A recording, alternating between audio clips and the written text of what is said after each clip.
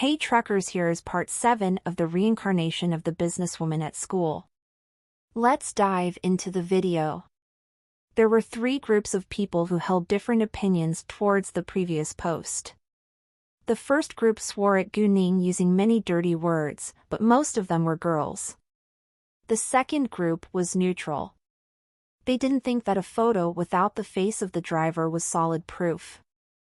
The last group naturally supported Gu Ning. All in all, the neutral group was the majority in this mess. Meanwhile, those who blamed Gu Ning were violently slammed by Hao Ran and the others who supported Gu Ning. Boys were better than girls when it came to violence after all, no matter if it was verbal or physical. Thus the number of people swearing at Gu Ning was decreasing. Gu Ning's post came to the top a short time after she had posted it. Many left positive comments to support her.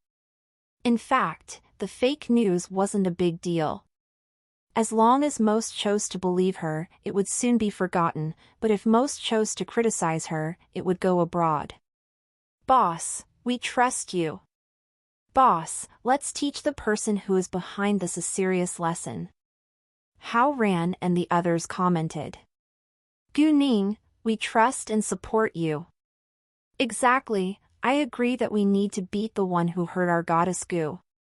Agree. Of course, there were many who had doubts. Although your explanation makes sense, you can't prove that the person who took you to school isn't your sugar daddy. Indeed, you don't have solid proof either. Gu Ning then replied to their comments. I think I've made it pretty clear. Those who dislike me will continue to slut-shame me, and those who trust me will always believe me. And let me tell you this, anyone who deliberately damages my reputation should be careful. I will get revenge. Gu Ning threatened plainly. Gu Ning, that's a threat. So what? If it's my fault, you can enjoy swearing at me. However, since it's not, I won't stay quiet. A bunch of comments supported Gu Ning, especially Hao Ran and his friends. Those who still disliked Gu Ning didn't dare to argue back anymore. In the second classroom, Chen Xiao fixed her eyes on the forum. Seeing that most chose to believe Gu Ning, she was in a rage. Chen Xiao used a new account to send the post, so she was not worried that she would be exposed, but she forgot that there was something called a driving recorder. Ling Xiaoting focused on the forum as well. He was relieved to see that most supported Gu Ning. After the class, Chu Peihan and the other ran to Gu Ning without delay. Boss, how is it going? Did you check your friend's driving recorder yet? Mu Ku asked. Yes, Gu Ning said. Who did it? Several of them asked at the same time. Gu Ning took her phone out, playing the video in front of their eyes. What? It's her. The most up-to-date NVELs are published on n0velgen.co/m. They were all shocked, but they accepted it quickly because they knew that the girl never liked Gu Ning. After that, they were all mad. I'm going to go punch her right now. Chu Peihan was annoyed. She turned around to go to the classroom, but was stopped by Gu Ning. Please don't. Beating her isn't the best way to solve this problem. Then what should we do? Chu Peihan asked. I want her to apologize to me in front of all the students and teachers in our school, Gu Ning said. She understood that Chen Xiao was proud, and that it would be a torture for her to apologize to Gu Ning in front of everyone in public. Gu Ning intended to embarrass her, because she deserved it. Since Gu Ning said so, Chu Peihan wouldn't spoil her plan. Hao Ran and other boys also wanted to beat Chen Xiao, but they were boys and normally wouldn't bully a girl. If Gu Ning and Chu Peihan couldn't deal with it, they would do it for them. I'm not going back to my classroom. I'm afraid that I won't be able to resist the impulse to beat her. I think I'll attend class in your classroom. Chu Pei-han believed that it was a better idea to stay here, instead of going back to her classroom. Gu Ning didn't know what to say, but she understood that Chu Pei-han couldn't control her temper, so she answered, "Fine." When the class was about to begin, they went back to their classrooms. The minute Chu Pei-han walked inside, all the students in the fourth classroom were frightened. Luckily, there were 2 vacant seats in the fourth classroom. Chu Pei-han wasn't willing to sit with others, so she pulled a seat over to sit with Gu Ning and Yu Mixi. This was the physics class, and the teacher was the head teacher of the second classroom, Jiang Yuan.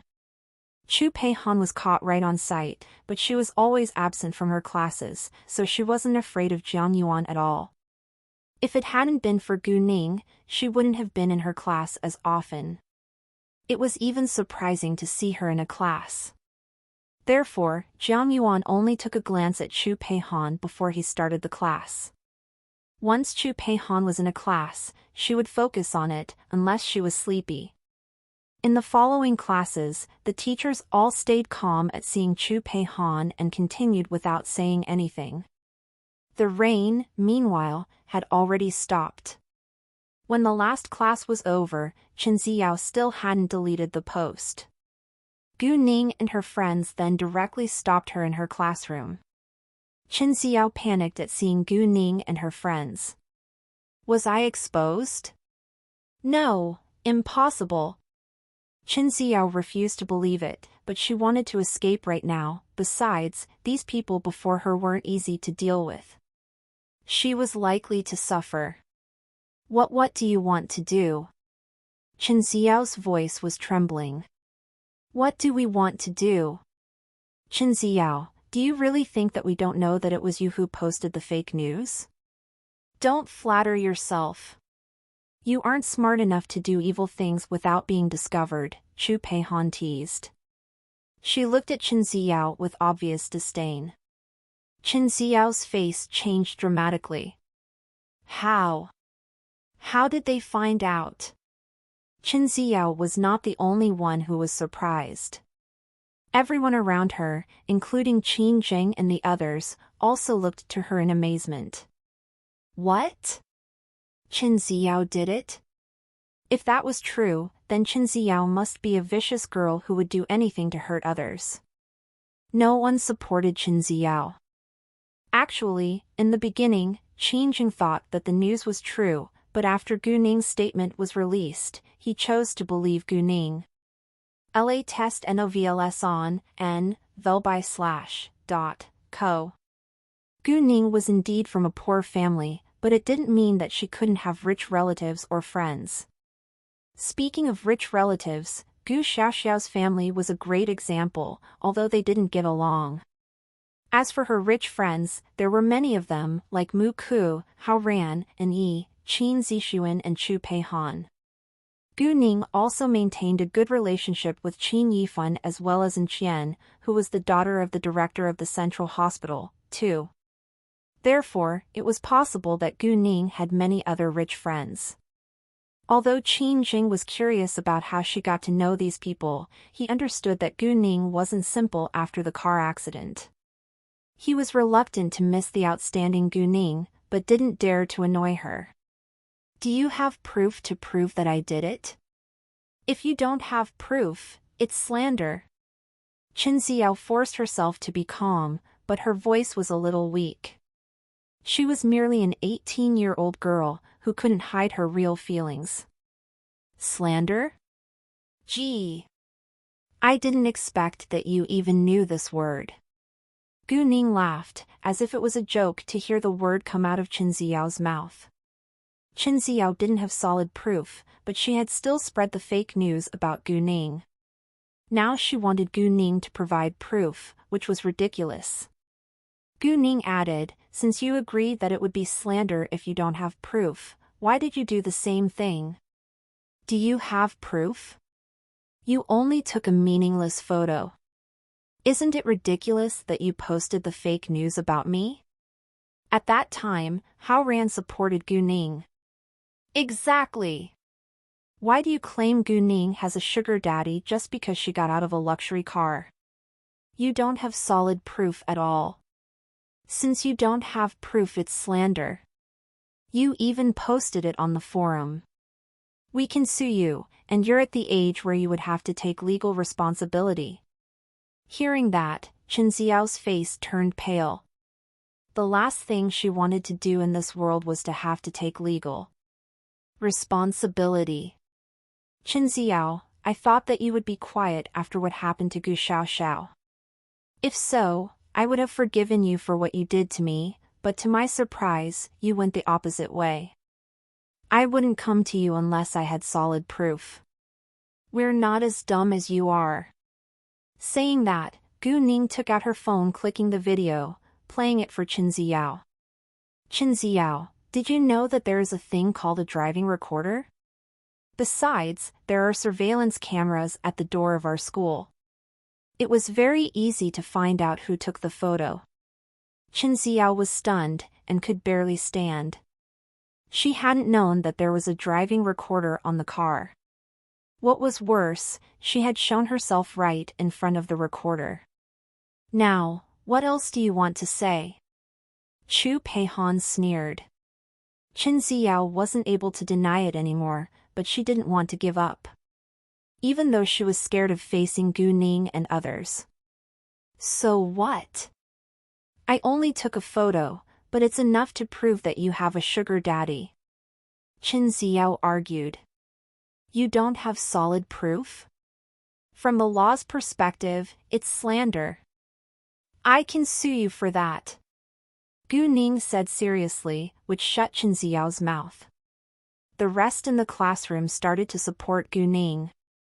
Exactly, she doesn't have solid proof anyway. It could damage Gu Ning's reputation. She's such a horrible person. She should be expelled like Gu Xiaoxiao. I agree.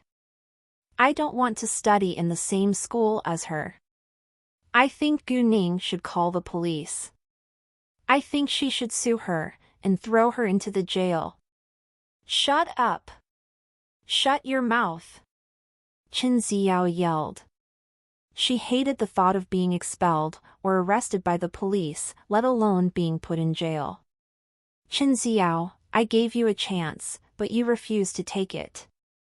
Now, it's time for you to bear the result, Gu Ning said in a low voice.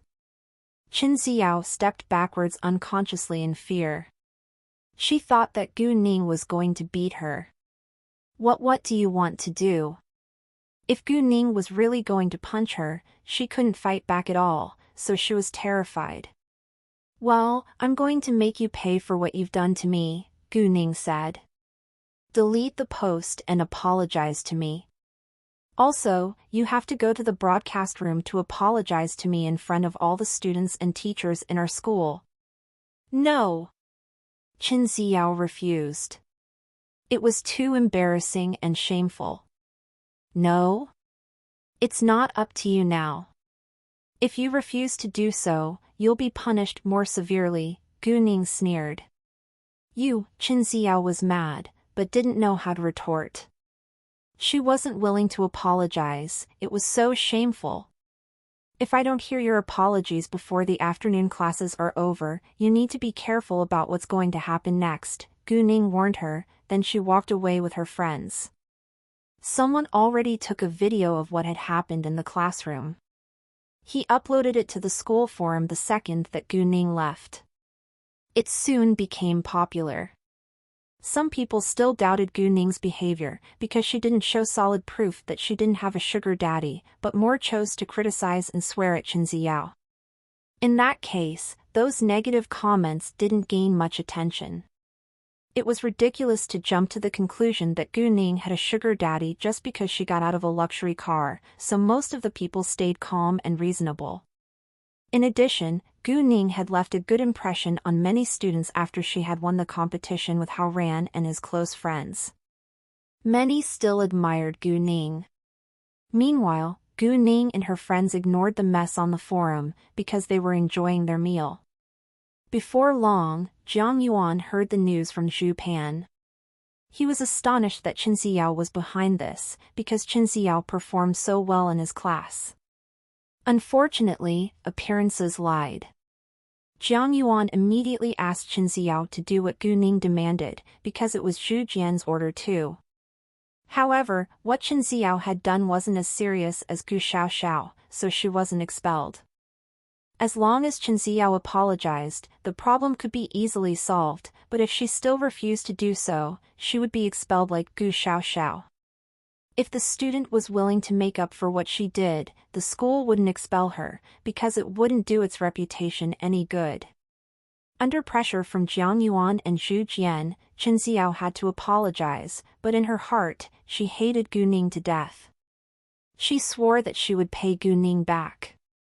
When the afternoon classes were about to begin, the post was deleted and was replaced by an apology statement. Then Qin Xiao's voice sounded from the radio. The student from the 4th classroom in 12th grade, Gu Ning, I am Qin Xiao from the 2nd classroom in the 12th grade. It was me who has spread the fake news claiming that you have a sugar daddy. I'm sincerely sorry for what I've done to you.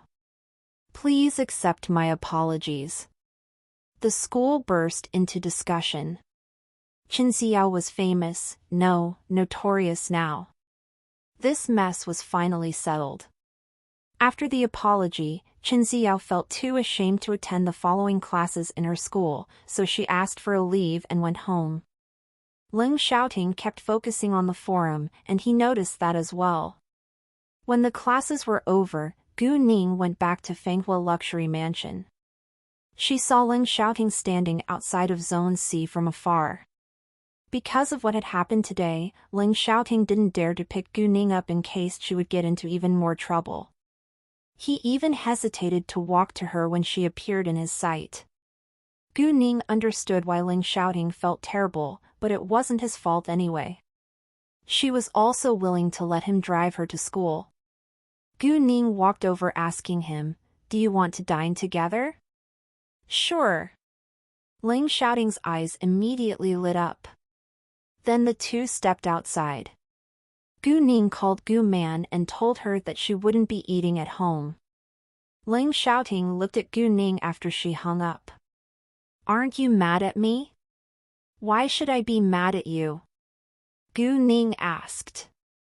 She understood what Ling Xiaoting was talking about, and she wasn't mad at him at all. "If I hadn't driven you to school this morning, it wouldn't have happened," Ling Xiaoting said. "I was willing to get in your car. If I blamed you for your kindness, no one would treat me kindly in the future," Gu Ning said. Hearing that, Ling Xiaoting was relieved. "What do you want to have?" Gu Ning asked.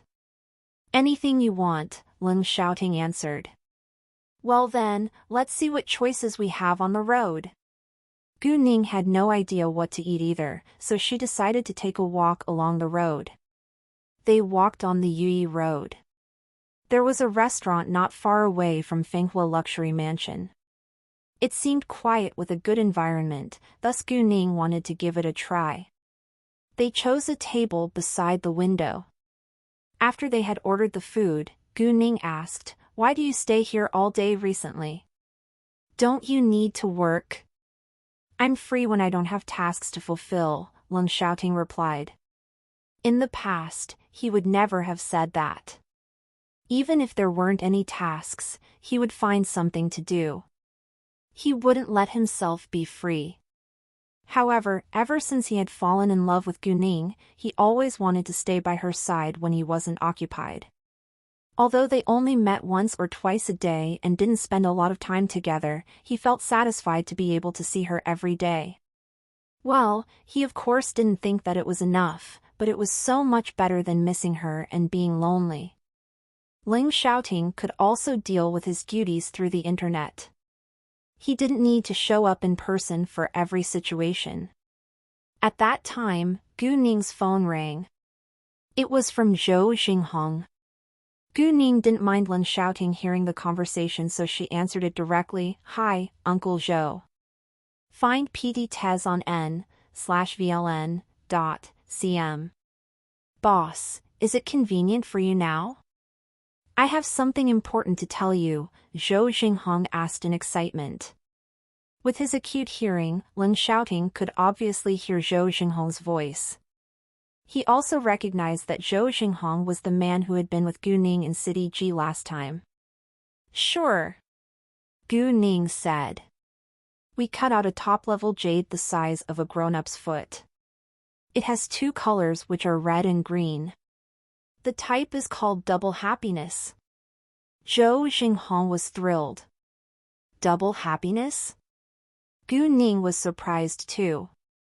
Double happiness was ranked slightly lower than Fulishu, but was more precious than the violet jade. Gu Ning knew that the raw materials she had picked up were all valuable, but she was happy to hear the good news from Zhou Xinghong. Yes. Boss, you're amazing, Zhou Xinghong complimented. He now believed that Gu Ning was more powerful than God, and he couldn't help thinking that Gu Ning probably really had jade eyes and could see the jade inside the raw materials. Of course, he didn't say it aloud, nor believe it. He thought that it was impossible.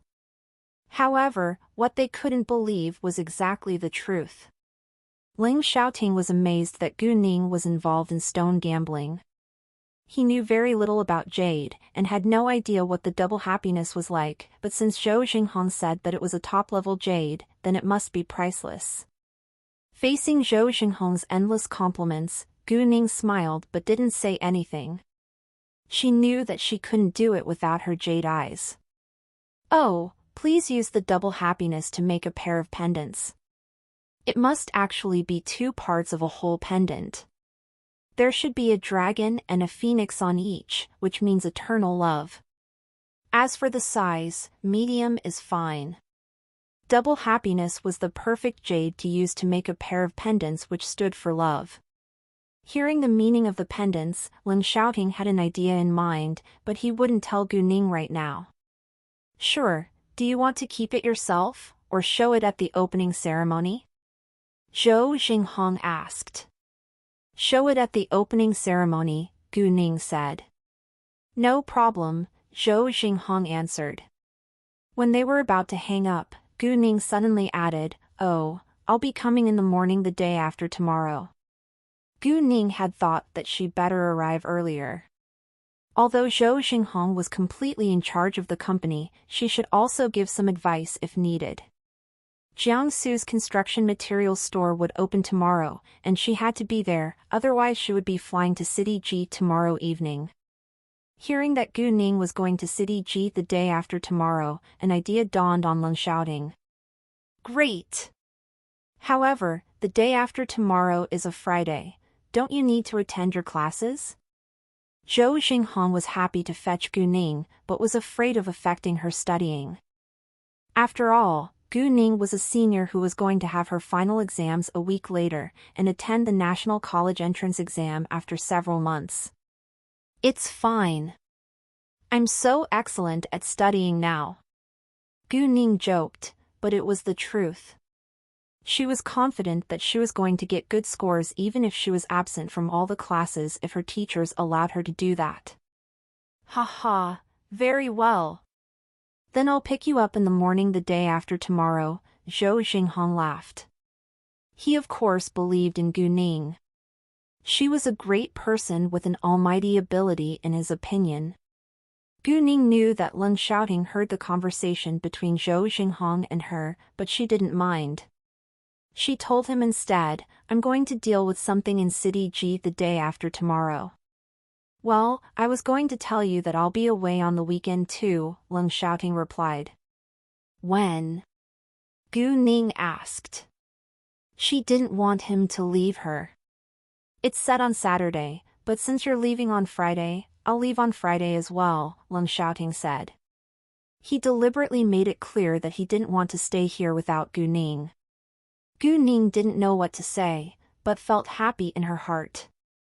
May we dine together tomorrow afternoon? Ling Xiaoting asked.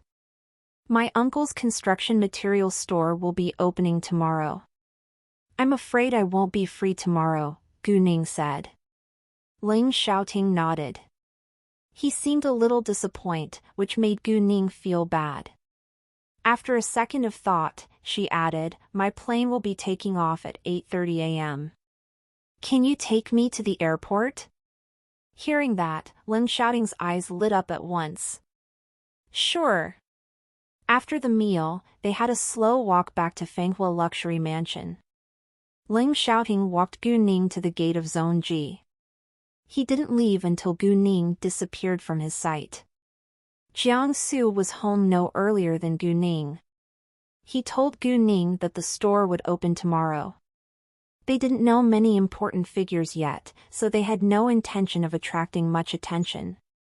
Gu Ning, instead, didn't want the opening ceremony to be so boring. She called in Guangyao later and told him to send 2 baskets of flowers on behalf of Xinhua Real Estate to congratulate Jiang Su. She also told Hao Ran and the others in their WeChat group. They would be there tomorrow too. And Qian received an invitation as well, and she agreed with alacrity. As for Qin Yifan, Gu Ning thought she better not invite him, because it would be embarrassing. However, at that time, Qin Zixuan's family was right in the Qin family home. They were chatting in the hall after the meal. Qin Zixuan didn't know what had happened between Qin Yifan and Gu Ning, so he asked directly, "Hey, our boss's family's construction materials store will be opening tomorrow. Will you be attending the ceremony?" Check out LTSTVL on novl/bin.cm. Hearing that, Qin Yifan was surprised. He had no idea that Gu Ning's family was going to run a construction material store. Boss? It sounds like a gangster's word. Did you join a gang in your school? Qin Zixuan's father Qin Haoji asked seriously. As an honest government worker, he hated gangs. Qin Zixuan understood his father's temper, so he immediately explained, "Of course not. We're just a group of good friends. There is a girl who is extremely good at fighting, so we call her our boss." Hearing that, the Qin family was displeased again. Qin Zixuan's mother, Lu Hanlin, scolded him, "Zixuan, the National College entrance exam is just around the corner. Stop playing around all day, and focus on your studying. If you fail to get into a prestigious university, our family will be embarrassed." Lu Hanlin valued the reputation of their family the most.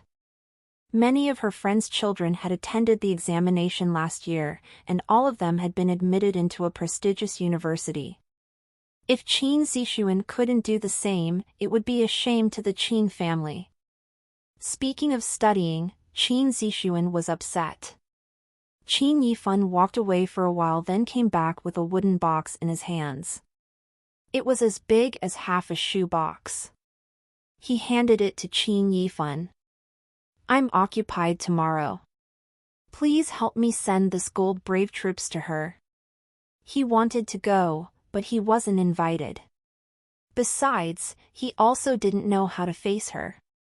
What? The gold brave troops? It was completely made of pure gold, and worth over 1,000,000 yuan. Qin Yiqing was shocked. The rest were all astonished as well. Normally, the gifts for the opening ceremony were at the price of a couple dozen thousand yuan at the most. Qin Yifan's present was too expensive. Qin Yifan wore a wry smile. "I don't think it's too much. I just invited her to have fun at father's birthday party the other day, but she sent an antique worth several million yuan. 1,000,000 yuan is nothing to her." Hearing that, everyone was amazed. They immediately figured out who Qin Zixuan's boss was. It must be the girl who had sent the antique with Qin Zixuan the other day. However, Qin Haoxing still asked to make sure, "Is Zixuan's boss the girl named Gu Ning?" "Yes. Our boss is exactly Gu Ning. Not only is she good at fighting, she is also excellent at studying. She's the top one in our grade." Qin Zixuan was proud to introduce his boss. Hearing that it was Gu Ning, Qin Haoxing and his wife had mixed emotions, because they were sorry for what Qin Yiqing had done to her. Qin Yiqing also felt uneasy. Qin Yifan still wasn't willing to forgive her because of the drama last time. He always talked to her in a sarcastic way these days. I remember this girl. She is stunning with an air of elegance. I thought that she must be from a super rich family, but I have never heard of an influential family with the family name Gu in City F, Lu Hanlin said. She actually had a good impression of Gu Ning. Both Qin Yifan's parents and Qin Yiqing now knew that although Gu Ning wasn't from a super rich family, she was extraordinarily outstanding. She had made over 100 million yuan at such a young age, but they didn't mention it this time. The next day, Leng Xiaoting ran with Gu Ning to her school as usual, but he deliberately stayed 5 meters behind her. Moreover, he didn't follow her to the school. When they had almost arrived, he went back at once. Gu Ning felt like laughing seeing Leng Xiaoting being so careful. During the break, Gu Ning went to ask for a leave. She told her head teacher that her uncle's store was going to open today, and that she had to be there. And that she also needed to go to City G tomorrow. Zhang Qiuhua was slightly displeased. Gu Ning, how come you're always occupied with other things? Do you know that the test is around the corner? I promise it won't affect my studying. I'm terribly sorry to ask for a leave so often, but I have to do so, Gu Ning said. Since Gu Ning made a promise, Zhang Qiuhua compromised, but she still reminded her to study hard. If she failed to do so, Zhang Qiuhua wouldn't allow her to leave the next time. Oh, Yu Mixi is going to the opening ceremony with me today. Please allow it too, Gu Ning added. Zhang Qiuhua was mad, but permitted it in the end. She pushed Gu Ning out with impatience. Go away now, and leave me alone. Gu Ning understood that Zhang Qiuhua was not really being unkind, so she didn't mind. She thanked her teacher before walking out. The minute Gu Ning was gone, Jiang Yuan stepped in. Seeing that Zhang Qiuhua was displeased, he asked with care, Professor Zhang, are you all right? I'm fine.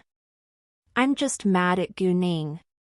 The test is around the corner, but she still always asks for a leave, Zhang Qiuhua complained. At least she asks for your permission. Chu Pei Han in my class would never do that, Jiang Yuan said. In fact, no one dared to restrict Chu Pei Han because of her special background. Gu Ning went back to her classroom and told Yu Mixi that they could leave later. Yu Mixi was relieved.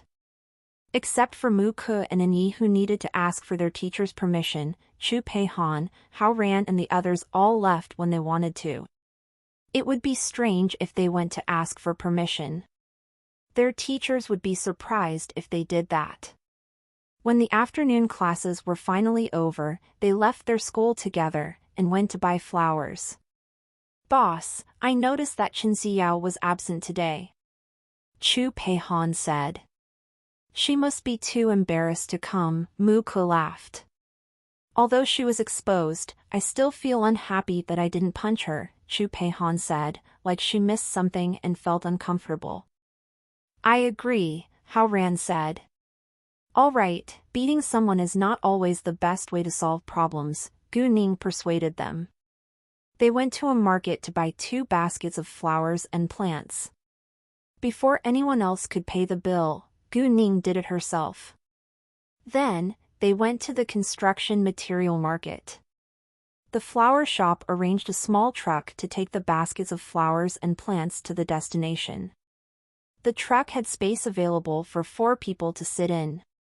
Gu Ning let Mu Ke, Hao Ran, Qin Zixuan and Zhang Tianping have a seat in it, while Gu Ning and other girls took a taxi. When Gu Ning arrived at Jiangsu's store, she was totally amazed by the amount of baskets of flowers and plants at the door. Wow, there are so many of them. Weren't we supposed to make it simple? She didn't want it to be so boring, so she had called in Guangyao and Qian and her friends, but there were at least dozens of flower baskets. Gu Ning walked over to read the banners around the baskets. They were all from big companies to congratulate the opening of Shuri Construction Materials Store.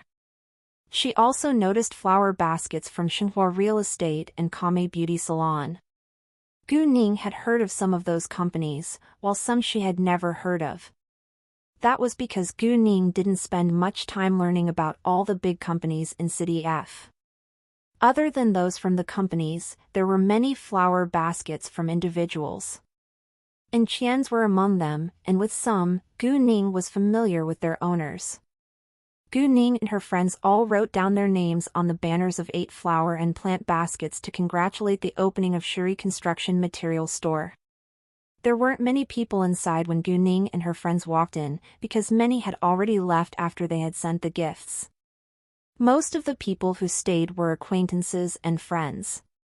Although Jiang Su was a truck driver in the past, he knew many businessmen. Since Jiang Su was going to run his own business, they were willing to maintain a good relationship with him. That was the way to build up a network. And Qian was inside with Lu Zhengyu. "Hi, and Qian, Executive Lu. It's so nice to meet you," Gu Ning went over, greeting them. "Nice to meet you too, Ning Ning," and Qian smiled. "Nice to meet you too, Miss Gu," Lu Zhengyu said. "Uncle, how come there are so many baskets of flowers and plants at the door?" Gu Ning asked Jiang Su. Jiang Su answered, "I have no idea either. Many have come to congratulate me this morning. I haven't figured it out yet. Oh, they also sent me many red envelopes with a lot of money inside. One of them even wants to cooperate with me. He's going to build a 2-story 300 square meters factory in the suburb." Jiang Su felt like he was in a dream after what he had been through today. It was too good to be true. Gu Ning was astonished too. She immediately realized that someone had arranged it, but who? While Gu Ning was still thinking about her doubts, a new message came into her phone. She checked it. It was from Ling Xiaoting. Gu Ning understood what had happened the minute she read the message. Ling Xiaoting did it. He had arranged for many business partners of Su Jinqian's family to send those gifts. Speaking of that, Su Jinqian was greatly amazed by Ling Xiaoting's request when he received his boss's call. Su Jinqian called Ling Xiaoting every day to ask him when he would be back so that he could leave. Ling Xiaoting said that he would be back soon every time, but he never showed up in front of Su Jinqian and also refused to tell Su Jinqian where he was. Su Jinqian didn't know that Ling Xiaoting had gone to City F for Gu Ning until he received the call. To Su Jinqian's astonishment, Ling Xiaoting had gone to City F for Gu Ning in person. Su Jinqian intended to gossip about their relationship, but Ling Xiaoting hung up on him right away. Su Jinqian felt hurt and tortured by his curiosity. However, he didn't dare to call Ling Xiaoting again. Damn it! Ling Xiaoting, who had been single for so long, was going to have a girlfriend while he was still alone. Luckily, Ling Xiaoting allowed him to leave their base so that he could find girls to date, but Ling Xiaoting also warned him to keep the fact that he was in City F a secret. Su Jinqian was at least free now. He planned to go to City F to see how it was going between Gu Ning and Ling Xiaoting. Follow you stories at n/VELB/in.com. On the way back to the capital, he encountered a robbery. When he finally got to the capital, it was too late to get on a plane to City F, so he had to wait till tomorrow. Ling Xiaoting sent a message to Gu Ning to tell her what he had done, in case she would be mad that he hadn't asked for her permission. Gu Ning didn't know what to say. Although she thought that it wasn't necessary for him to do that, she was touched deeply. He arranged it all for her. Gu Ning replied, "How about the deal the man discussed with my uncle?" Ling Xiaoting, "He just happens to be building a factory in the suburb, but he would only discuss with your uncle if he is satisfied with the construction materials." Which meant that the man wanted to cooperate with Jiang Su because he was satisfied with the quality of the construction materials that Jiang Su could supply. That made sense though. The construction materials that Jiangsu had prepared were all of high quality. Most of the reliable buyers would choose Jiangsu to be their provider. Gu Ning replied, "Thanks."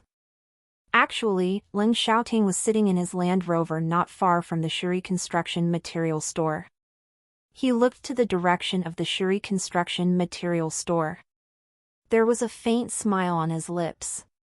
He was happy to see her being happy. Gu Ning then told Jiangsu, "Uncle, these are all from a friend of my friend. He knew that we are holding the opening ceremony today, so he got them to send you some gifts. Please note their names, we can send gifts back to them in the future." "Your friend? What kind of friend? How does he know so many rich people?" Gu Man asked. This was the first time she had asked Gu Ning about her friends, but it cost too much money this time, and all of them were astonished. Gu Ning knew that she couldn't give her mother a perfunctory answer, so she explained in this way, "He is the friend whose life I saved. We keep in touch now. Mom, you know network matters in business. He is an important figure, and he is willing to help me. I don't think I should reject." Hearing that, Gu Man believed that it was all right. Meanwhile, Qin Zixuan took out a box handing it to Gu Ning. "Boss, my cousin Yifan is occupied today, so he asked me to give this gift to you." "What?" Gu Ning was surprised. She didn't tell Qin Yifan, so how did he know about it? Qin Zixuan must have told him. "Thanks." Gu Ning took it, then gave it to Jiangsu. Wow, Jiangsu opened it and rounded his eyes in shock when he saw what was inside. "Is this gold?" "This is a Brave Troops made completely of pure gold." The Brave Troops is a legendary animal and stood for good wishes in the ancient time. It could accumulate endless fortune into its stomach, but didn't show it at all. It can also bring you good luck and help you run a profitable business, Qin Zixuan explained. "What? Completely made of gold?" Hearing that, everyone was more than shocked. "It must be worth over 1,000,000 yuan at least according to its size. It's so expensive." Jiangsu's hands were trembling a little. He didn't dare to take it. Gu Ning didn't think that it was a big deal. She had sent Qin Yifan's father an antique worth several million yuan last time. Qin Yifan did it this time to show his appreciation. Gu Ning went to Jiangsu's side, comforting him in a quiet voice, "Uncle, please take it. I sent his father an expensive gift at his father's birthday party. It's fine for us to take his gift." Gu Ning said that just to allay Jiangsu's concern. Indeed, Jiangsu relaxed a lot after Gu Ning's comfort. During a break, Gu Ning walked aside to call Qin Yifan. Qin Yifan hesitated to answer it in the beginning because he didn't know what to say to Gu Ning, but he answered it in the end. "Hi. Hi, thank you so much for the gift. I'm sorry, I didn't tell you because I was afraid that you would feel uneasy." Gu Ning thanked him before apologizing to him. "It's nothing.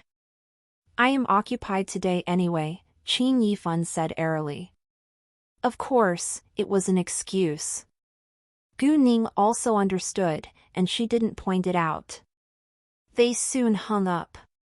In the office, Qin Yifan let his mind wander, fixing his eyes on the phone. He felt sad in his heart, because he couldn't forget Gu Ning. In the afternoon, Jiangsu guided his guests to a nearby 5-star hotel to dine together. All the guests had sent him expensive gifts, he absolutely had to treat them well. After the meal, it was still early. Gu Ning proposed, "Why don't we go and visit Mixie's mother? We haven't visited her in so long." Gu Ning thought that it would be impolite because they hadn't visited Mixie's mother in a week. "Oh, right. How could we forget?" Everyone suddenly realized it afterwards. "Is it convenient for you all?" Yu Mixi understood that her friends would never visit her mother with empty hands. It's nothing. Don't worry about it. Then, they went to the hospital together. They bought a pile of nourishing products before they visited Mixi's mother. Yu Mixi tried to stop them in vain. Yu Mixi's parents were both astonished when they appeared with bags and boxes of nourishing products. Yu Mixi's mother recovered well, even her chronic disease was cured. She could now live like a normal person. That was the effect of Gu Ning's power. Although Mixi's mother was in good condition now, she had lain in bed for so long and lacked exercise.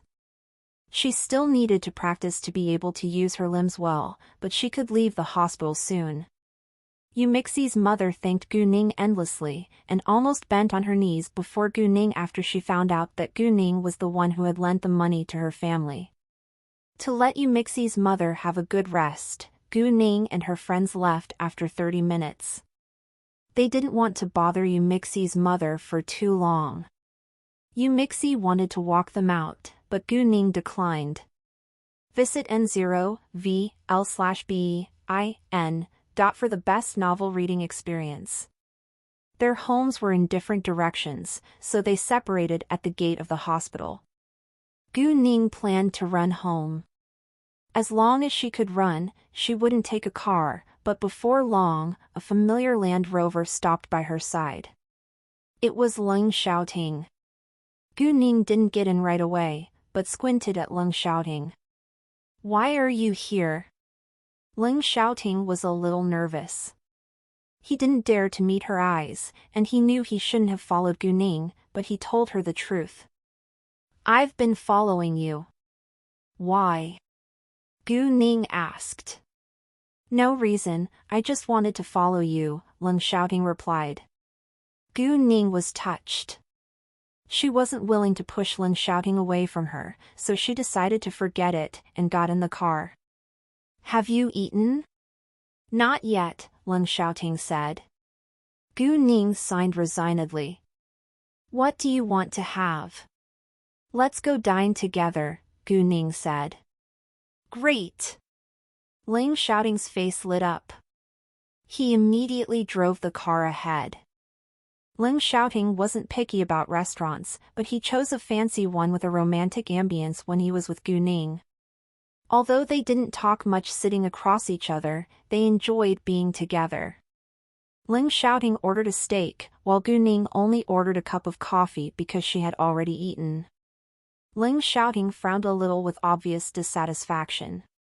"Aren't you afraid that it'll affect your sleep?" "Not at all. It has no effect on me," Gu Ning explained. In fact, Gu Ning had her power, so she could fall asleep or stay awake whenever she wanted. Leng Xiaoting didn't insist then. Gu Ning suddenly realized that she totally forgot her plan about the Yuntai mountain, but she didn't have time now and could only wait until she was back from City G. When it was almost 10 p.m., the two left. Leng Xiaoting sent Gu Ning back to Zone G, and as usual didn't leave till she had fully disappeared from his sight. When Gu Ning got home, she noticed that her family were all staring at a bunch of gifts and red envelopes that they had received today. Both Qian and Lu Jiangyu had sent a red envelope of 66,000 yuan, which meant good luck. Xinhua Real Estate had sent 88,000 yuan, which had a good meaning of a thriving business. Kame Beauty Salon only sent baskets of flowers, because it was their own business. And those who had come for the sake of Leng Xiaoting all sent 66,000 yuan or 88,000 yuan on behalf of their companies. Even the individuals had sent at least a couple dozen thousand yuan each. Similarly, Jiangsu's friends had sent thousands of yuan as well. The most expensive gift was Qin Yifun's Gold Brave Troops, which was worth 1 million yuan. They had received over 1 million yuan in cash today. It was the first time that Jiangsu and others had seen so much cash, thus they couldn't believe that it was true. "Ning Ning, these are all from your friends. I think you should take them." Jiangsu had already separated the gifts from Gu Ning's network apart. He thought that these belonged to Gu Ning, instead of him. No, please take them. You can save them as your fund, Gu Ning declined. But Jiangsu didn't think that it was a good idea. Don't worry. You need to pay those guests back when they invite you to attend a ceremony or something else in the future after all, Gu Ning explained. Ling Xiaoting deliberately helped her uncle build up a network, so he had a chance to maintain the relationship with them. Well, Jiangsu thought for a while and finally agreed. All right then, I'll take them. Oh, Mom, I'm leaving for City G tomorrow, Gu Ning said to Gu Man. What are you going to do there? Gu Man asked.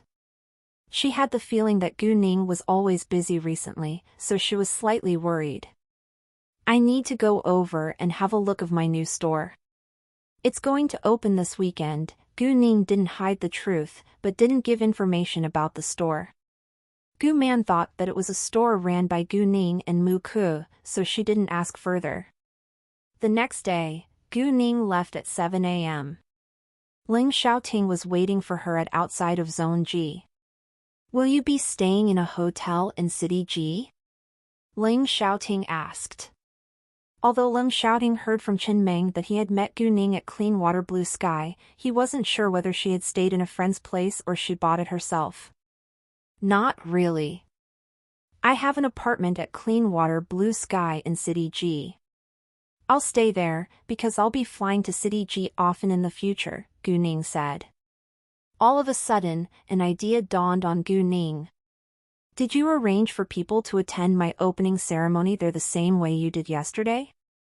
Ling Xiaoting panicked a little, but nodded. Get your Avrite Ovals at no/v/e/lbn.com. Gu Ning didn't know what to say. She didn't want him to do that for her, but wasn't willing to turn him down either. Are you mad? Ling Xiaoting asked nervously. Of course not. I just think that it isn't a good idea that you owe others because of me, Gu Ning explained. It's fine. They're all my fellows this time, Ling Xiaoting said. Ling Xiaoting purposely didn't tell Su Jinchen about Gu Ning's business in City G. He had already allowed Su Jinchen to leave their base, and he knew that Su Jinchen would absolutely go to City G if he found out what Gu Ning was doing there. Ling Xiaoting, of course, didn't want him to show up. Gu Ning felt more at ease after Ling Xiaoting's explanation. They arrived at the airport 30 minutes later. Ling Xiaoting sent Gu Ning to the lounge before he left. Zhou Xinghong called Gu Ning afterwards. Boss, there is a news reporter from News at 6:30 that wants to interview me. Should I accept it? Yes. It's a great opportunity to advertise our brand, Gu Ning answered. Although their advertisement was already popular, she didn't want to miss any chance to promote it. With Gu Ning's permission, Zhou Xinghong immediately contacted the reporter and accepted it. The reporter who called Zhou Xinghong was named Ling Shui and was a news reporter working for the News at 6:30. The show was always high on the ratings.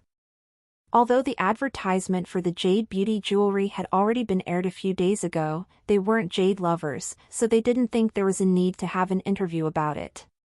However, the program editor suddenly assigned them a task to interview the boss of the Jade Beauty jewelry and shoot the King's Green. A video of the jade was more attractive than photos. Therefore, Ling Shui noted the number from the advertisement post of the Jade Beauty jewelry and dialed it. The store wasn't open yet, but there were workers to answer the call. A worker immediately told Zhou Xinghong the news after Ling Shui's call. With Zhou Xinghong's permission, the worker gave his number to Ling Shui, which was how the two got to know each other. Ling Shui came over the minute that Zhou Xinghong called her and agreed to have the interview, but reporters weren't allowed to enter the factory, so they had the interview outside.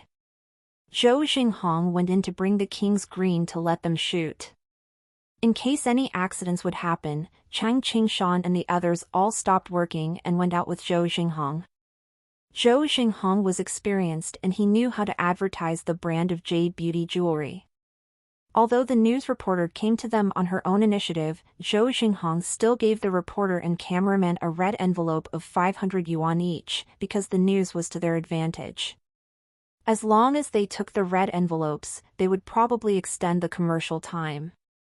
Ling Shui told him that if it was possible, they would shoot in the store tomorrow as well. Zhou Xinghong of course welcomed them, because it was free advertisement for them.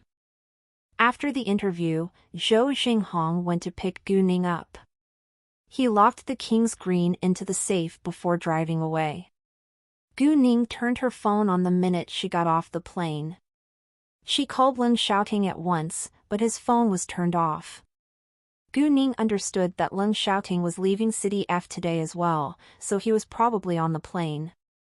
She then sent him a message and told him that she had a safe arrival. At that time, in the airport of City F, Su Jinchen just got off his flight too.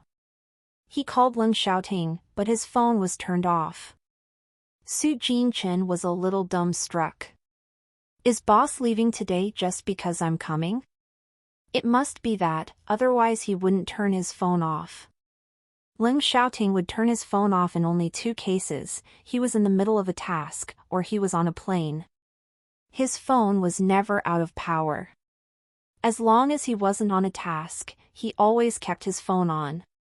Ling Xiaoting wasn't on a task. If he was, Su Jinchen would know about it. Su Jinchen didn't know what to do now. His boss left just when he came. Gu Ning had called Master Fu and his friends before she went aboard the plane. Those masters were thrilled to know that Gu Ning would be in City G this morning.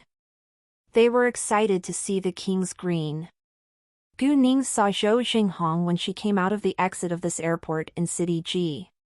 She called Master Yan, Master Fu and Master Bai and told them to meet her in the factory area when she got in the car. The 3 masters had gathered together earlier on, looking forward to Gu Ning's arrival. Once Gu Ning called them, they went to the factory area without delay. It took a while longer for Gu Ning to get to the factory, so those masters arrived there earlier than her. They didn't go in right away, but instead called Gu Ning. Because Gu Ning would be there within 5 minutes, they decided to wait for her outside. Even if they went in right now, no one would welcome them, because nobody knew them. Within 5 minutes, Gu Ning was finally there. Seeing Gu Ning, those masters were all excited, as if they were meeting their own granddaughter. Their aim was actually to see the King's Green, so they urged Gu Ning to go inside when Gu Ning greeted them. Both Zhou Xinghong and Gu Ning felt like laughing. After registering at the gatekeeper, a group of them walked inside. Master Fu and Master Bai were eager to see the King's Green and weren't in the mood to visit the factory, but Master Yan, who had less interest in jade, chose to visit the factory first. Gu Ning guided Master Fu and Master Bai to the lounge.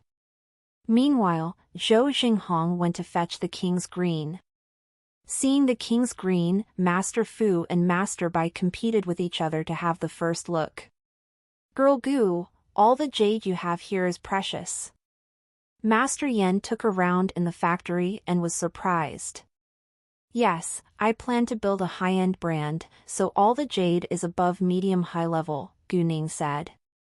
"That's a very good idea," Master Yan complimented. Master Fu and Master Bai both couldn't put the King's Green down, and both wanted to take it away. After 30 minutes, they finally agreed to leave it in its box. "It's so amazing," Master Fu said with jealousy. He himself wanted to cut out the King's Green. Then, Master Fu and Master Bai went to have a tour in Gu Ning's factory. They all kept complimenting her when they found out the quality of the jade in this factory. Knowing that Gu Ning alone had cut out all the jade, they were totally amazed. "How did you do it? Even God can't be so accurate, but you did it so easily." Master Bai was astonished, and couldn't believe it. Gu Ning only smiled, but didn't explain further. Master Bai also didn't force Gu Ning to tell him everything. It was Gu Ning's business after all. They knew that they should keep a distance from others' privacy. Unless Gu Ning was willing to tell them herself. After the short tour, it was 11:30 a.m. Gu Ning invited them to have a meal together, including Zhou Jinghong, Chang Qingshan and the others. Master Fu and his friends left after the meal, while Gu Ning and the others went back to the factory.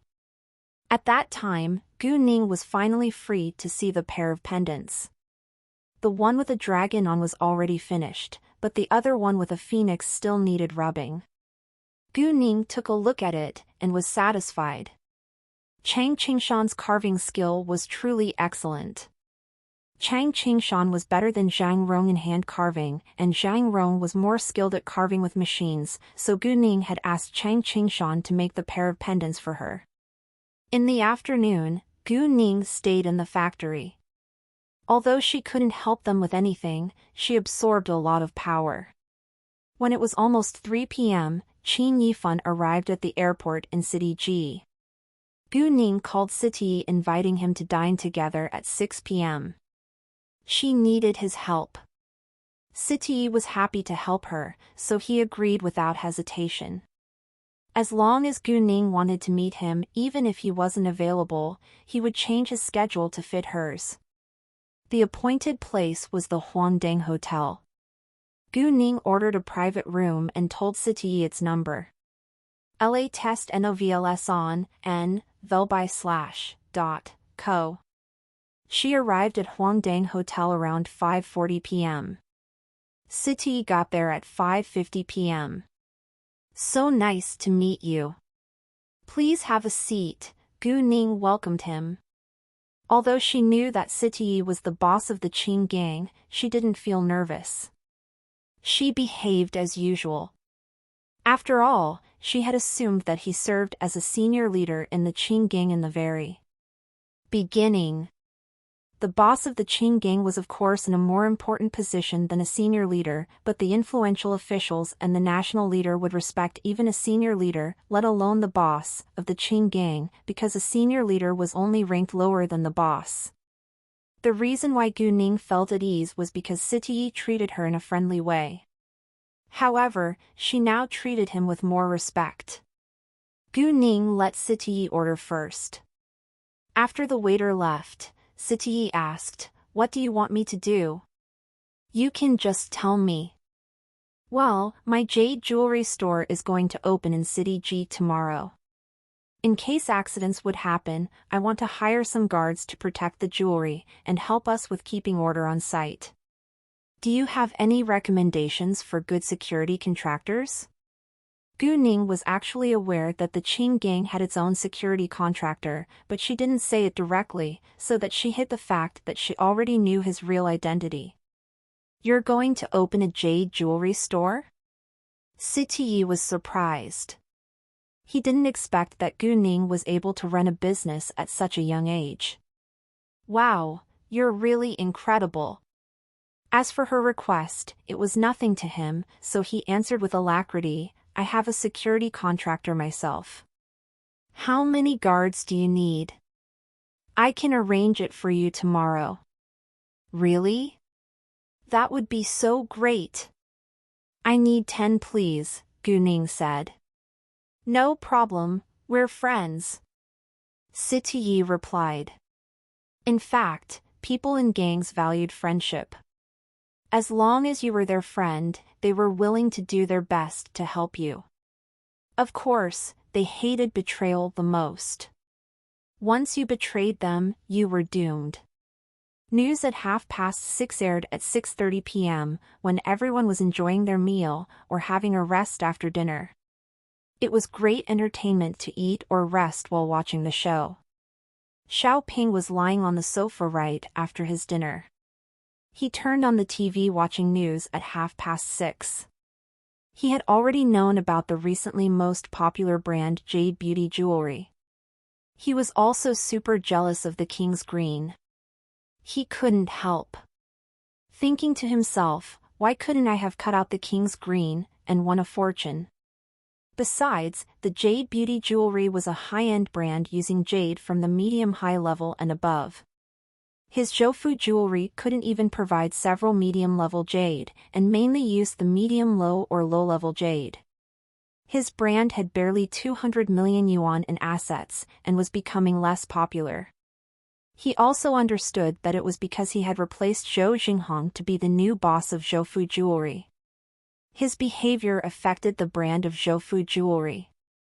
Xiaoping didn't want to accept the truth, but he had to face it. He still had no idea that Zhou Xinghong was in charge of the jade beauty jewelry, or he would have been totally shocked.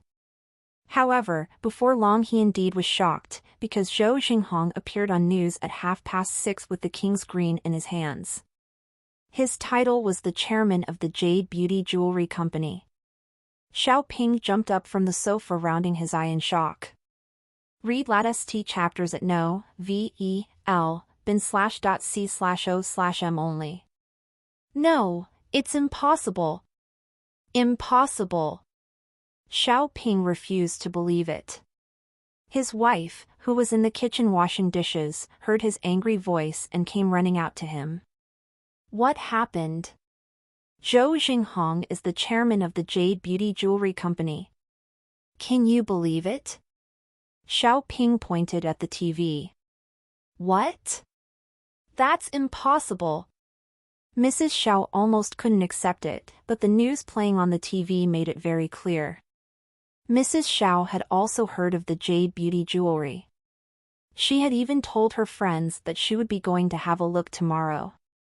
Women loved jade after all.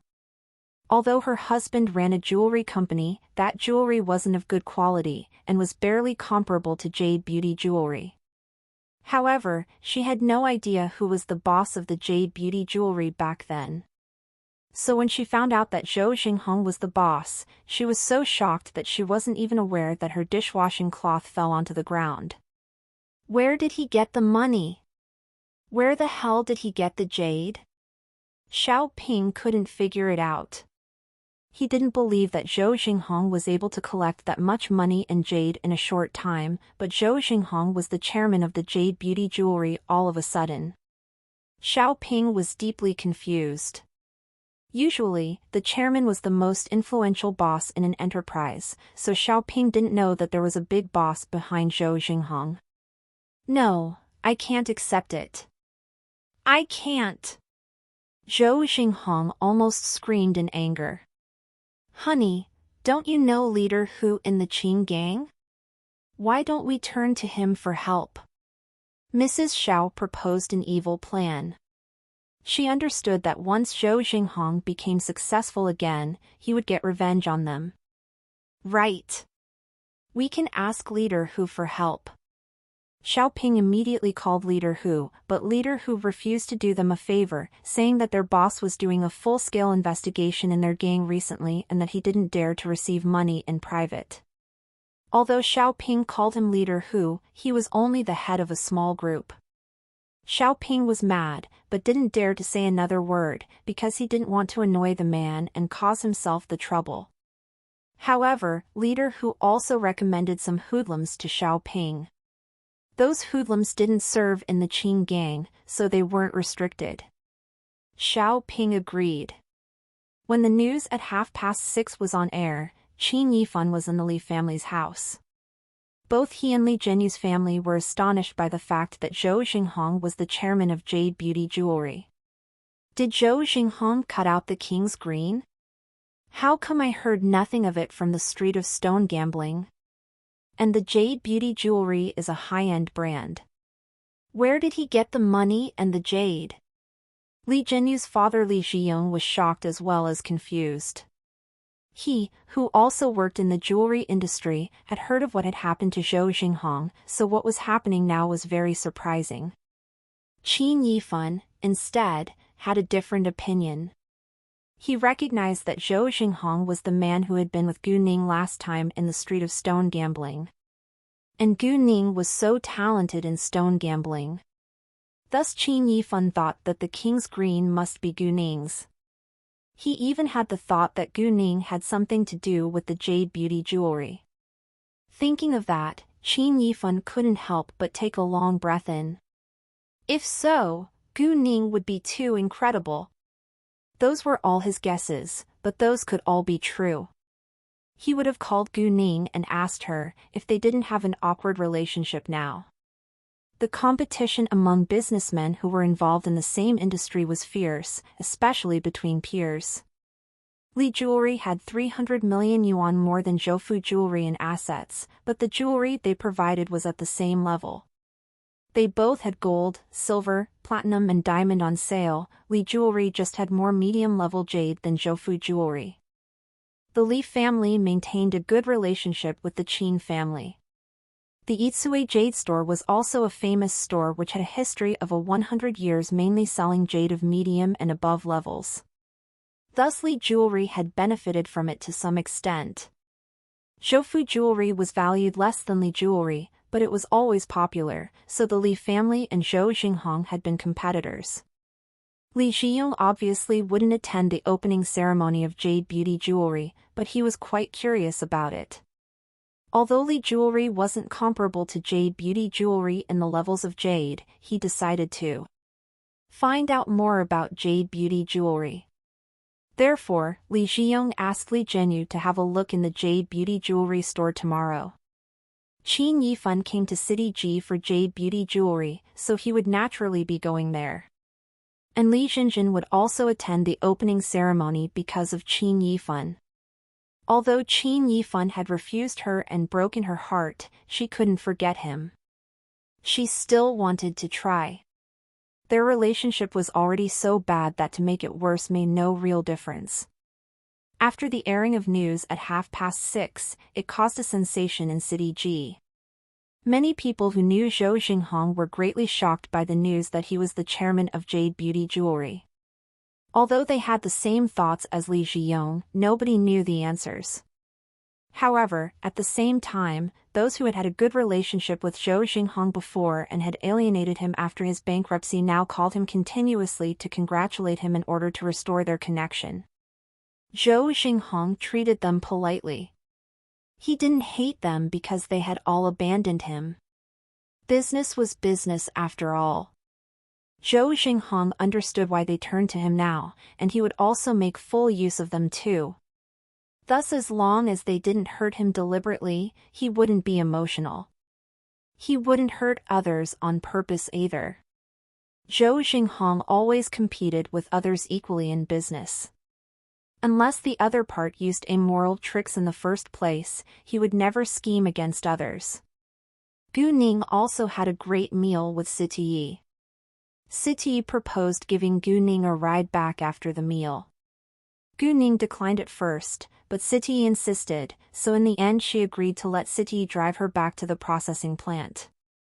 The opening ceremony would be held tomorrow, but they hadn't delivered the jewelry to the store yet. They had to finish the delivery tonight and lay the jewelry in their places.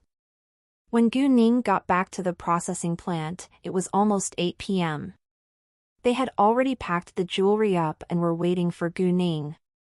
A group of them, Gu Ning included, loaded the car with the packed jewelry, driving to the store afterwards. All the store workers had already cleaned the store while waiting for the jewelry. They started to place the jewelry after Gu Ning and others arrived. When it was almost 10 p.m., Gu Ning received a message from Ling shouting. Ling shouting, "What are you doing now?" Gu Ning, placing the jewelry in my store. How about you? Ling shouting, I'm at the airport in the capital leaving for another city to deal with something. Gu Ning, take care. They didn't finish placing the jewelry until it was past 12 p.m. And then they went to the meeting room.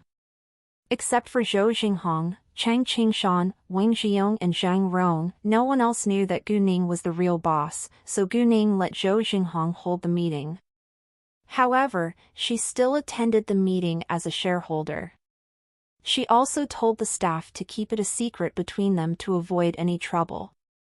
Everyone thought that Gu Ning didn't want others to know her identity because of her young age, and promised to keep it quiet. Moreover, all the workers were kind and upright people. They didn't think that there was an immoral relationship between Zhou Xinghong and Gu Ning just because she had shares of Jade Beauty Jewelry Company at such a young age. All of a sudden, Gu Ning heard some noise outside, so she adjourned the meeting. Everyone was confused, looking to Gu Ning. Gu Ning said to a male worker beside her in a low voice, "Go check the surveillance cameras for outside." The man immediately realized that something must be wrong, so he ran to the surveillance room and checked the cameras. Gu Ning had jade eyes, and was able to see what was happening out there, but she didn't want anyone else to know that, so she could only send a worker to check the surveillance cameras first, and tell the others afterwards. Before long, the male worker came back with an upset face. "There is a MPV-1 outside. Over a dozen men got out of it with steel sticks in their hands and they are staring at our store now." The news caused horror in the crowd. All the workers in the room understood that the store was in trouble. Although the store was alarmed and couldn't be easily robbed, it would affect the opening ceremony tomorrow if its outside was damaged. "I'll handle it," Gu Ning said, standing up. "What?" Everyone was shocked and looking at Gu Ning. They couldn't believe their ears. She is going to handle it? She is merely a teenage girl. Are you sure you can handle it? Only Zhou Xinghong believed that Gu Ning wasn't joking, but he was still worried. "Of course," Gu Ning replied with confidence. Everyone was surprised again. Can she fight? However, they also knew that Gu Ning had to have a plan, or she wouldn't do it. La test novls on n/co. "I'll go too." Two guards stood up at once. As security guards, they ought to protect the store if any accidents happened. Both of the two security guards were strong boys around 27 years old. One was named Kuing, and the other was Chao Hua. "Very well. Please be careful," Gu Ning said to them. She could actually handle it alone, but since she hired them, they had to do their jobs. In addition, Gu Ning also wanted to test their ability with this chance. "I'll go too." Chang Qingshan and the others knew that Gu Ning was good at fighting, but they didn't know how good she was. Thus they couldn't let her, a teenage girl, handle it alone. "It's fine. You can stay here," Gu Ning ordered. However, it was an emergency, they weren't willing to hide inside. Chang Qingshan and others wanted to argue, but was stopped by Zhou Xinghong.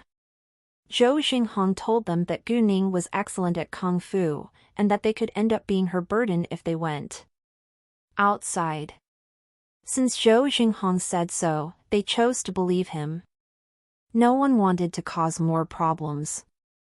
In fact, Gu Ning was happy to know that they were willing to stand up for her in an emergency. They truly had their loyalty to her and they were all reliable people. 1. MPV stands for a multi-purpose vehicle and is usually a large hatchback with seating for 6 or more passengers. There were several steel sticks in the store for emergencies in the future, but unexpectedly they came in handy before the opening ceremony.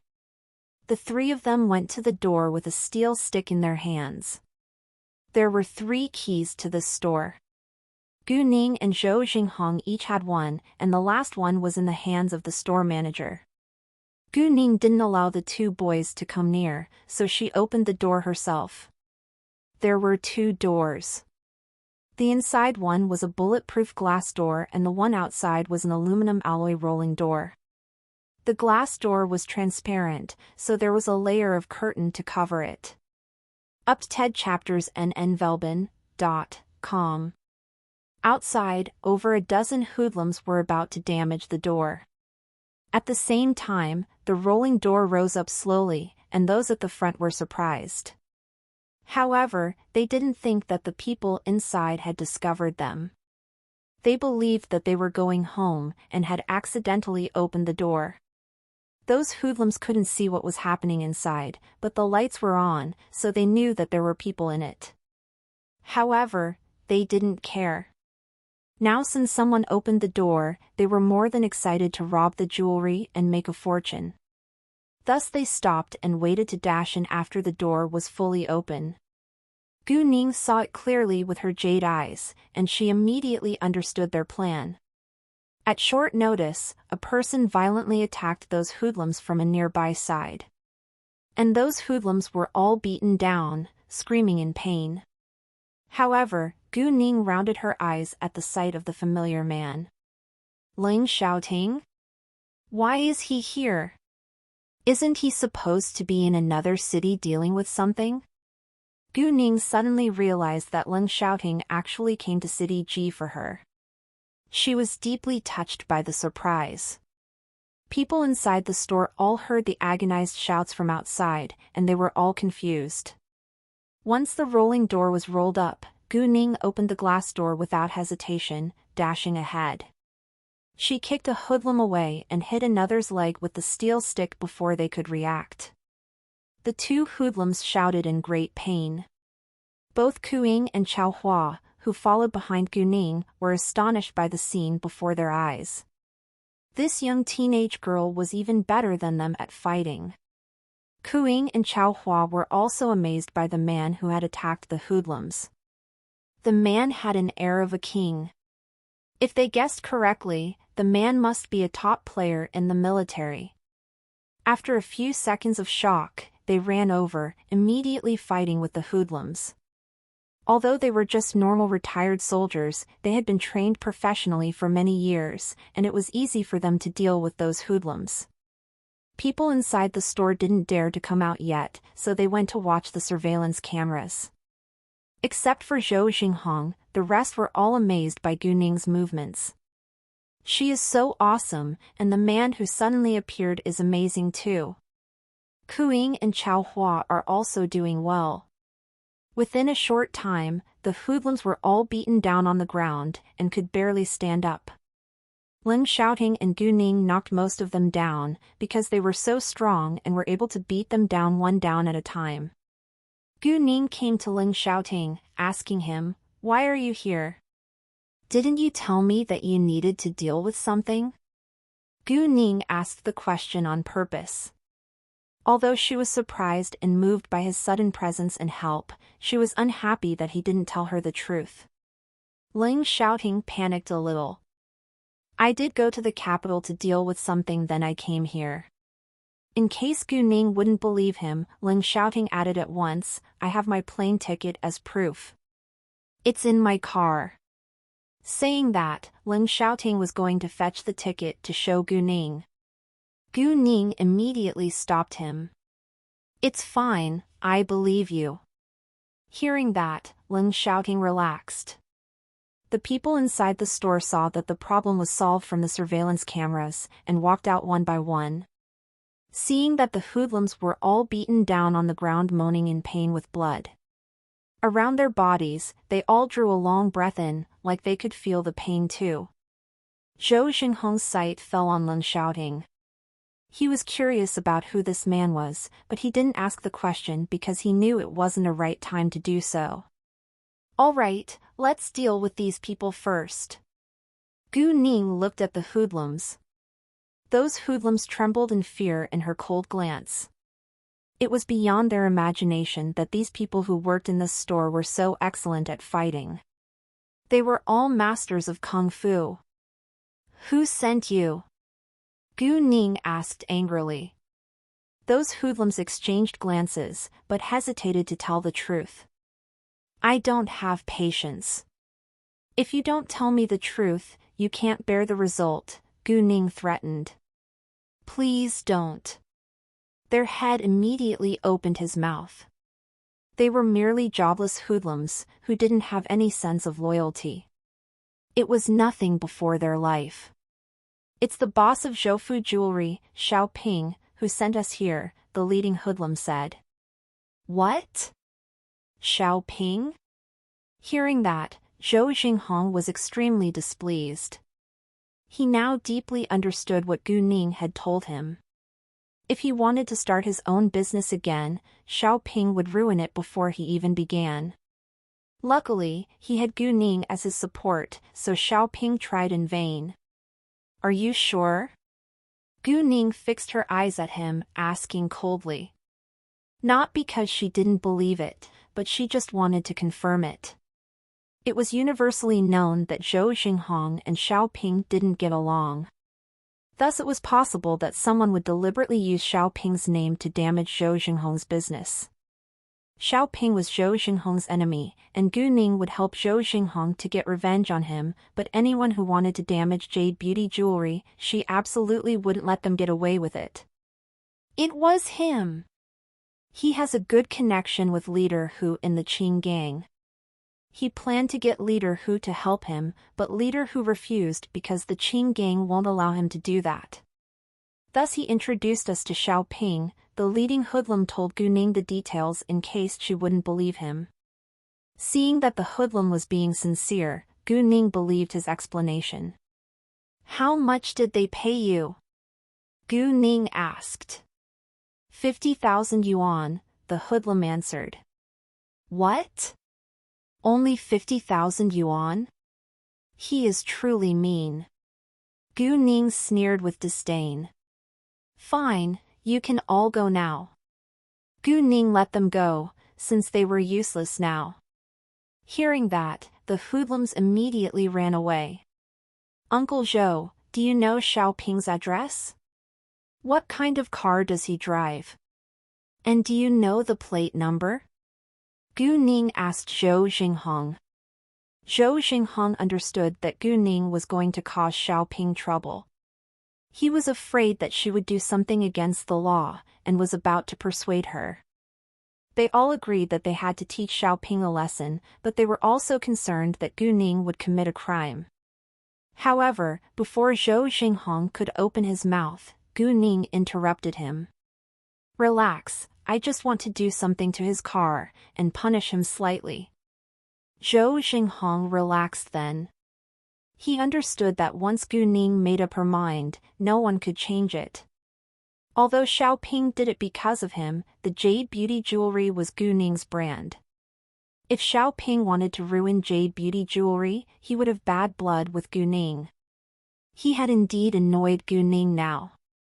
Therefore, Zhou Xinghong said to Gu Ning, he lives in number 1003, Building 7, Harmonious Home on XX Road. He drives a black BMW, and its plate number is G332. Is there any spray paint or glue left after the decoration of our store? Gu Ning asked. Yes, we have white spray paint and superglue, the manager said. Give them to me, Gu Ning said. The manager immediately ran inside to fetch them. Before long, he came out with a paper bag with 3 bottles of spray paint and 2 bottles of superglue in it. Gu Ning took them saying, all right, it's late now. I think you better stay in the store and have a rest for the sake of your safety. After that, she left with Leng Xiaoting. Leng Xiaoting understood where Gu Ning was heading to, so he drove straight to the address of Xiaoping's home. Leng Xiaoting wasn't familiar with the roads in City G, so he used GPS read lat.st chapters at no, vel, bin/.c/o/m only. There weren't many cars on the road in the early morning, and they arrived at the Harmonious Home within 20 minutes. What do you want to do? Let me help you, Leng Xiaoting said. I prefer to do it myself, Gu Ning declined. Leng Xiaoting felt a little disappointed, but he understood, so he didn't insist. Gu Ning wasn't willing to see Leng Xiaoting being upset, like she just had hurt him. After a second thought, Gu Ning asked him, can you disable the surveillance cameras in this area for me? Sure. Leng Xiaoting's face immediately lit up. It was a piece of cake for him to do that. Then without delay the two worked separately. Leng Xiaoting went to the surveillance room to turn off the cameras first before he sent Gu Ning a message of success. Gu Ning strode directly to Building 7 afterwards. She slid into the underground parking lot, finding Xiaoping's car. Then she used the white spray paint aiming it at his black car, and turned it completely white. She next pulled out tools, which she had prepared for her adventure at Yintai Mountain, from her jade eyes to deflate its 4 tires. Later, she violently levered the door open and removed the steering wheel. After that, Gu Ning took the elevator up to the 10th floor. She stood at the door of apartment number 03, taking out the superglue. She filled the narrow gap between the door and the ground with superglue. At last, she sprayed the rest of the spray paint around the door randomly. The door was totally ruined now. Gu Ning was satisfied and left right away. When she got back in the car, Ling Xiaoting asked with curiosity, "What did you do?" Gu Ning told him everything. The man lifted the corner of his lips. He could imagine Xiaoping's shocked face when he failed to open the door and saw his car tomorrow. "Where to now?" Ling Xiaoting asked. "Where are you staying?" Gu Ning asked. "In a hotel," Ling Xiaoting replied. "Can you drive me back to clean water blue sky before you go back to the hotel?" Gu Ning asked.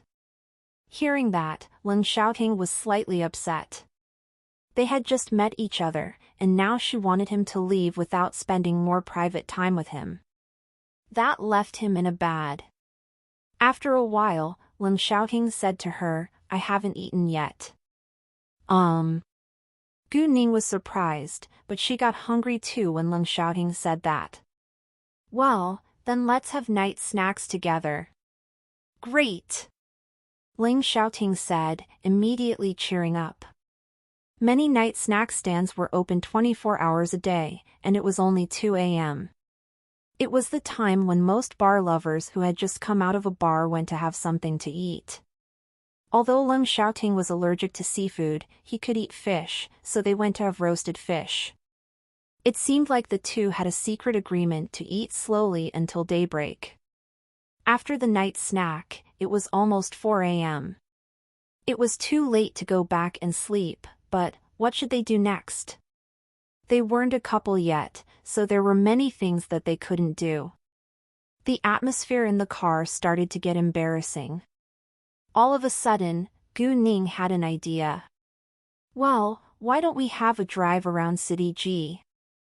I want to get familiar with it." Yes, Gu Ning thought that she should be familiar with City G. And with her unique memory, she could bear everything that she saw along the way in mind. Ling Xiaoting didn't know what to do either, so he happily agreed with Gu Ning. He drove the car ahead, moving along the street. At that time, there were drunk people in 2s and 3s arguing and playing with each other on the streets. And the sanitation workers were already doing their job cleaning the streets.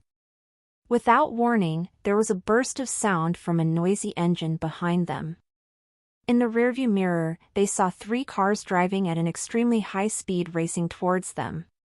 If Gu Ning guessed correctly, they were Matt Rempit's, 1. While the 3 cars were passing by Ling Xiaoting's, the people sitting inside lifted their middle fingers towards them. Those who sat in the 3 cars all did the same thing. Both Ling Xiaoting and Gu Ning were mad. "Let's surpass them," Gu Ning said coldly. Ling Xiaoting immediately sped up, chasing them. In the 3 cars were young men in their early 20s. They noticed that Ling Xiaoting was catching up to them from the rearview mirror and were surprised, but they soon felt that it was interesting and exciting. They didn't believe that Ling Xiaoting was able to catch up to them. Thus a young man stretched his head from a car shouting at Ling Xiaoting, "Come on, baby. If you can catch up to us, I'll call you my grandpa." Both Ling Xiaoting and Gu Ning heard it clearly. Gu Ning said with determination, "Let's do it. I'll beat them down to the ground." They had insulted them, and Gu Ning would never let them get away with it. Ling Xiaoting drove a Porsche which was worth 2 million yuan. It wasn't a cheap car, but was slightly cheaper than their professional sports cars which were at the price of 4 million yuan. Ling Xiaoting was a skillful driver who drove fast and steadily, so he soon caught up to them. The young men in the sports cars were surprised that Ling Xiaoting did it so easily. Although they sped up, Ling Xiaoting still caught up to them in a few seconds, which greatly upset them. However, the more annoyed they felt, the more they failed to drive well. 1. Mat rempits is a Malaysian term for an individual who participates in immoral activities and public disturbance with a motorcycle as their main transport. Within a short time, Ling Xiaoting's Porsche was ahead of all of them. He stopped the car right across the middle of the road. Although it was a 3-lane road, there happened to be a big truck parked in one of the lanes. Ling Xiaoting's car occupied the other 2 lanes and left no space for them to drive through. Not unless they drove through Ling Xiaoting's car. The young men in the 3 cars were swearing loudly, but they had to stop their cars quickly. However, they were reluctant to admit their failure, so the first car turned around, planning to drive away, but it knocked into the second car. The owners of these 2 cars didn't get along with each other. They had drunk today, and were easily annoyed. After the accident, an argument was about to begin. The owner of the second car got out of it walking to the first car swearing, "Li Feng, what the F***ck have you done?" Li Feng left his car, and he was mad too. "Marini, what the F***ck do you think you are that you are yelling at me? I didn't do it on purpose after all. I can pay you. I don't lack your compensation at all. I just F***king hate you," Li Feng raised his voice. The owner of the third car walked over at that time, criticizing them. "It's no big deal. Why are you arguing so loudly? Calm down." "Wei, it's not me who doesn't want to calm down. I just can't stand this shit any longer. He slept with my girl. I didn't say anything, but as long as he's present, my girls are seduced by him every time. Do you think I can tolerate that?" Marini clenched his teeth in anger. Gu Ning was struck dumb. She didn't expect to hear such a dramatic story. She felt like laughing, but to be honest, the man called Li Feng was indeed much more handsome than the man named Marini. Or to be more specific, the man named Marini wasn't good-looking at all. He was only 168 centimeters tall and a little fat with a plain face. And the man called Li Feng was 186 centimeters tall with a standard body. He wasn't very handsome, but wasn't plain either. Moreover, he dressed well and looked charming, like a typical playboy. Full 0W current novels on n/o/v/3l/b in.co/m. Women were always attracted by bad boys, so it was understandable that Marini's girls would end up sleeping with Li Feng. They seduced me themselves, all right? It wasn't my fault. Could you resist the temptation if they turned you on? And I rejected them all afterwards. You couldn't keep them interested in you, and you can't blame me for that. Li Feng retorted with disdain. He despised Marini because he failed to get his girls to stay by his side. Although Marini was plain, he was rich, so many pretty young girls were still willing to play with him, but once they found out that Li Feng was both handsome and rich, they naturally turned to him. Li Feng, F***cku. Marini was annoyed by shame. He raised his fist to punch Li Feng. Li Feng also had been wanting to beat Marini for a long time. He didn't think that it was his fault that girls all left Marini for him. If Marini hadn't been Wei Fei Hong's friend too, he would have punched him already. Now since Marini wanted to fight with him in first place, he wouldn't hesitate. Wei Fei Hong, who was the owner of the third car, wanted to stop them, but was also afraid that they would hurt him, so he could only shouted from the side, "Stop now, both of you." However, Marini and Li Feng had already lost their minds. They only wanted to punch the other to death, and no one would listen to Wei Fei Hong. The two were soon in a violent fight. It seemed that they indeed hated each other badly. Ling Xiaoting had followed Gu Ning in getting out of the car earlier on. Gu Ning enjoyed watching the two fight with her arms across her chest. Although they weren't good at fighting at all, it was funny to see that they were black and blue. Wei Fei Hong noticed Gu Ning and Ling Xiaoting and was stunned by their outstanding appearance. He wasn't interested in Leng Xiaoting, although the man was extraordinarily handsome, so he quickly ignored Leng Xiaoting. His sight fell on Gu Ning then, and he leered at her. Leng Xiaoting gave him a cold glance, which frightened Wei Fei Hong. He was scared by the man's look. It was so terrifying. Leng Xiaoting was so mad that the man was leering at Gu Ning. It was an insult to Gu Ning. Gu Ning was of course displeased at Wei Fei Hong's look as well. She walked towards Wei Fei Hong step by step, followed by Leng Xiaoting. Wei Fei Hong unconsciously moved backwards in horror. However, he soon realized that it was very shameful to do that, so he calmed himself down. However, Leng Xiaoting's look still made him feel uncomfortable, as if Leng Xiaoting was his boss. He asked with dissatisfaction, "What do you want to do? Didn't you say that once we catch up to you, you'll call us your grandpa? Now we did it, it's time for you to call us grandpa," Gu Ning said in a proud and casual way, looking at him like he was a loser. Wei Fei Hong was mad. However, he soon sneered. "Of course. However, when I said catch, I actually meant that if you sleep with me, I'll call you whatever you want in my bed." Wei Fei Hong not only denied it, but also humiliated Gu Ning. Both Leng Xiaoting and Gu Ning were irritated now. Before Gu Ning could do anything, Leng Xiaoting directly kicked Wei Fei Hong away. He heavily fell onto his own car with a loud crash. The front cover of the car caved in by the great force.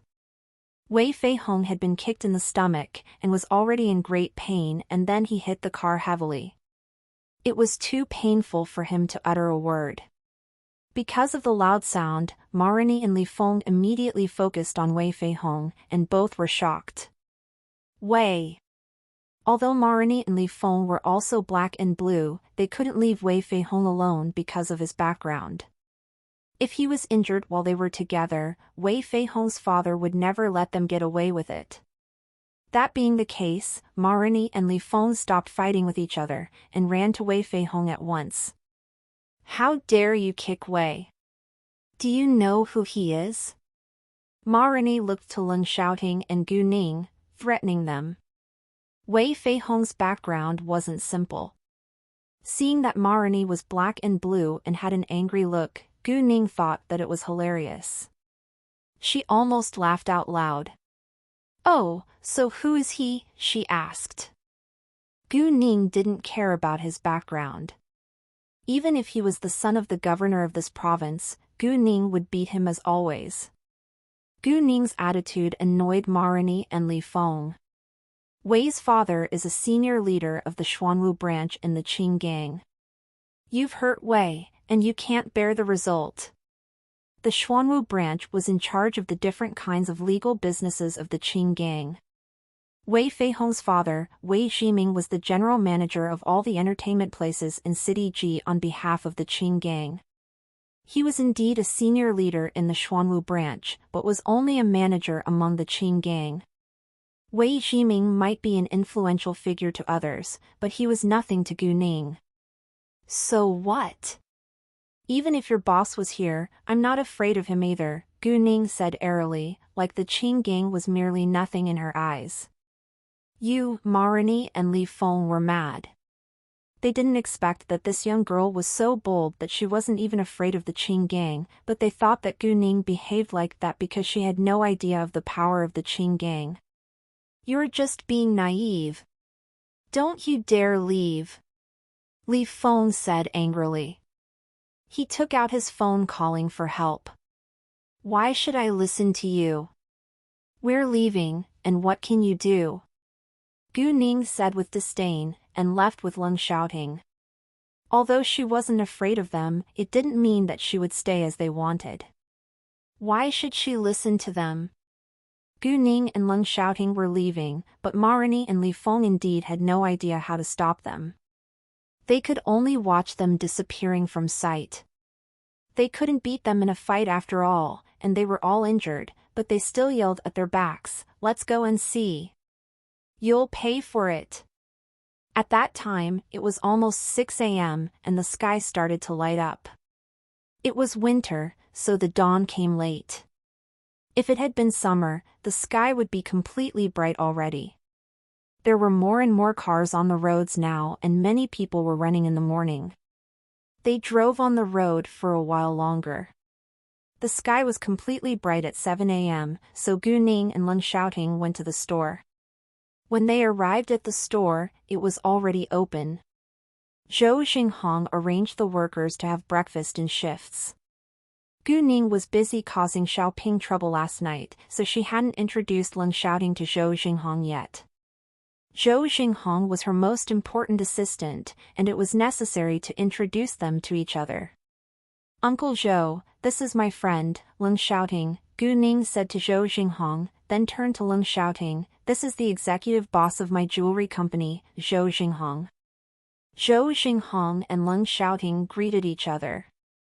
Zhou Xinghong asked Gu Ning about what she had done to Xiaoping. Not only Zhou Xinghong, but the others were also curious about it. Gu Ning didn't hide the truth.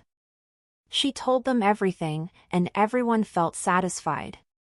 Gu Ning and Leng Xiaoting hadn't had breakfast yet, but they had eaten at night, so they were full now. It was the first time that all the female workers in the store had seen such a handsome man like Leng Xiaoting. They couldn't help glancing at him, but nobody had any illusions about him because they were a little in awe of him. Xiaoping woke up early this morning. He called the leading hoodlum who he had hired to damage the Jade Beauty jewelry store, but no one would answer. He tried calling the other hoodlums later, but it was still the same. Xiaoping was mad for a long while. Nobody answered his calls, so he stopped calling. He hoped that they would call him back later. Then he planned to leave his home and have a look at the Jade Beauty jewelry store himself, but when he tried to open the door in vain countless times, he roared in anger, "What the F***ck is going on now? The door won't open!" His wife was woken up by the noise. She walked out and heard Xiaoping's angry voice. "What? The door won't open? What's wrong with it?" Mrs. Xiao immediately went to open the door, but she also tried in vain. "What happened?" she asked with anxiety. "How would I know? Call the property company right now." Xiaoping shouted in anger. Mrs. Xiao went to call them at once. Harmonious Home was a medium-level living area with good service provided by the property company. Especially when Mrs. Xiao called them, they sent people to help without delay. Then they found out that someone had poured superglue in the gap and sprayed white paint around the door. The door was merely a waste now, and had to be removed. Xiaoping was in a rage. He didn't understand who would do that to him. He asked the worker from the property company to check the surveillance cameras, but the tape was broken. Xiaoping almost went crazy, but he still had to call someone to replace the door. About an hour later, the repairer came to remove the door. Xiaoping told his wife to stay in the house before he left. However, when Xiaoping got to the underground parking lot and found out that his car was badly damaged, he fainted because of the anger. The Jade Beauty jewelry store would hold its opening ceremony at 10 a.m. The 10 security guards that Siti had arranged for Gu Ning had already arrived at 9 a.m. Meanwhile, Siti called Gu Ning to congratulate her. Because of Siti's special identity, he couldn't come to the opening ceremony in person. Thus he could only call Gu Ning. Leng Xiaoting misunderstood and thought that Siti was chasing Gu Ning too, so he disliked Siti from the very beginning. Therefore, when he heard that the call was from Siti, he got nervous all of a sudden. Although Gu Ning seemed to treat Siti like a common friend, Leng Xiaoting was still mad at the fact that Gu Ning had turned to Siti for help. Gu Ning of course sensed his unhappiness. She understood what was on his mind. He must be unhappy about what Siti had done for her. Gu Ning hung up and asked, "What's wrong? Why didn't you tell me you need guards?" Leng Xiaoting asked with dissatisfaction. "You said that you were busy, so I didn't want to bother you," Gu Ning replied. She actually hadn't known that she could turn to Leng Xiaoting for help. Instead, she thought that it would be more convenient if City was willing to help, since his gang was based in City G. Leng Xiaoting now regretted that he had lied to Gu Ning, but he still argued, even if I'm not here, I can still help you. Indeed, whether he came to City G or not, it was easy for him to arrange security guards for Gu Ning. He only needed to make a call. I promise I'll come to you if I need anything the next time. Please don't be upset, Gu Ning comforted him. Hearing that, Leng Xiaoting was finally cheered up. Great! The most noticeable feature of this opening ceremony was the King's Green, so they left a large empty space in the middle of the store to place the King's Green for people to appreciate it. It was locked in a glass box with a guard beside it. There were people gathering around gradually. Some were here to have a look, while some came to congratulate Zhou Jinghong. Ling Shui and a cameraman had arrived earlier to find out who the guests were. Master Yan, Master Fu and Master Bai arrived at almost the same time because they had an agreement to set off together. Yan Jinglin, the mayor of City Ji, came along with his father, Master Yan, and Bai Linwei arrived with his father Master Bai. The arrival of these important figures immediately caused a sensation. Nobody knew when Zhou Jinghong had such a close relationship with those influential people in City G. Gu Ning was only a random customer today. She didn't show up with any title at Jade Beauty Jewelry. Master Fu and the others were aware of that, so they only congratulated Zhou Jinghong to protect Gu Ning's real identity. Leng Xiaoting kept following behind Gu Ning. His outstanding appearance and air of coldness and threat were hard to ignore. Master Bai and the others were all sophisticated. They knew that Leng Xiaoting wasn't simple at the first glance, but they had no idea about his background. They also wondered whether Gu Ning and the man were a couple. However, they refused to believe it, because Gu Ning was too young after all. Gu Ning behaved like a mature grown-up, so it was still possible that she fell in love earlier than others. All in all, they wouldn't ask Gu Ning for the answer.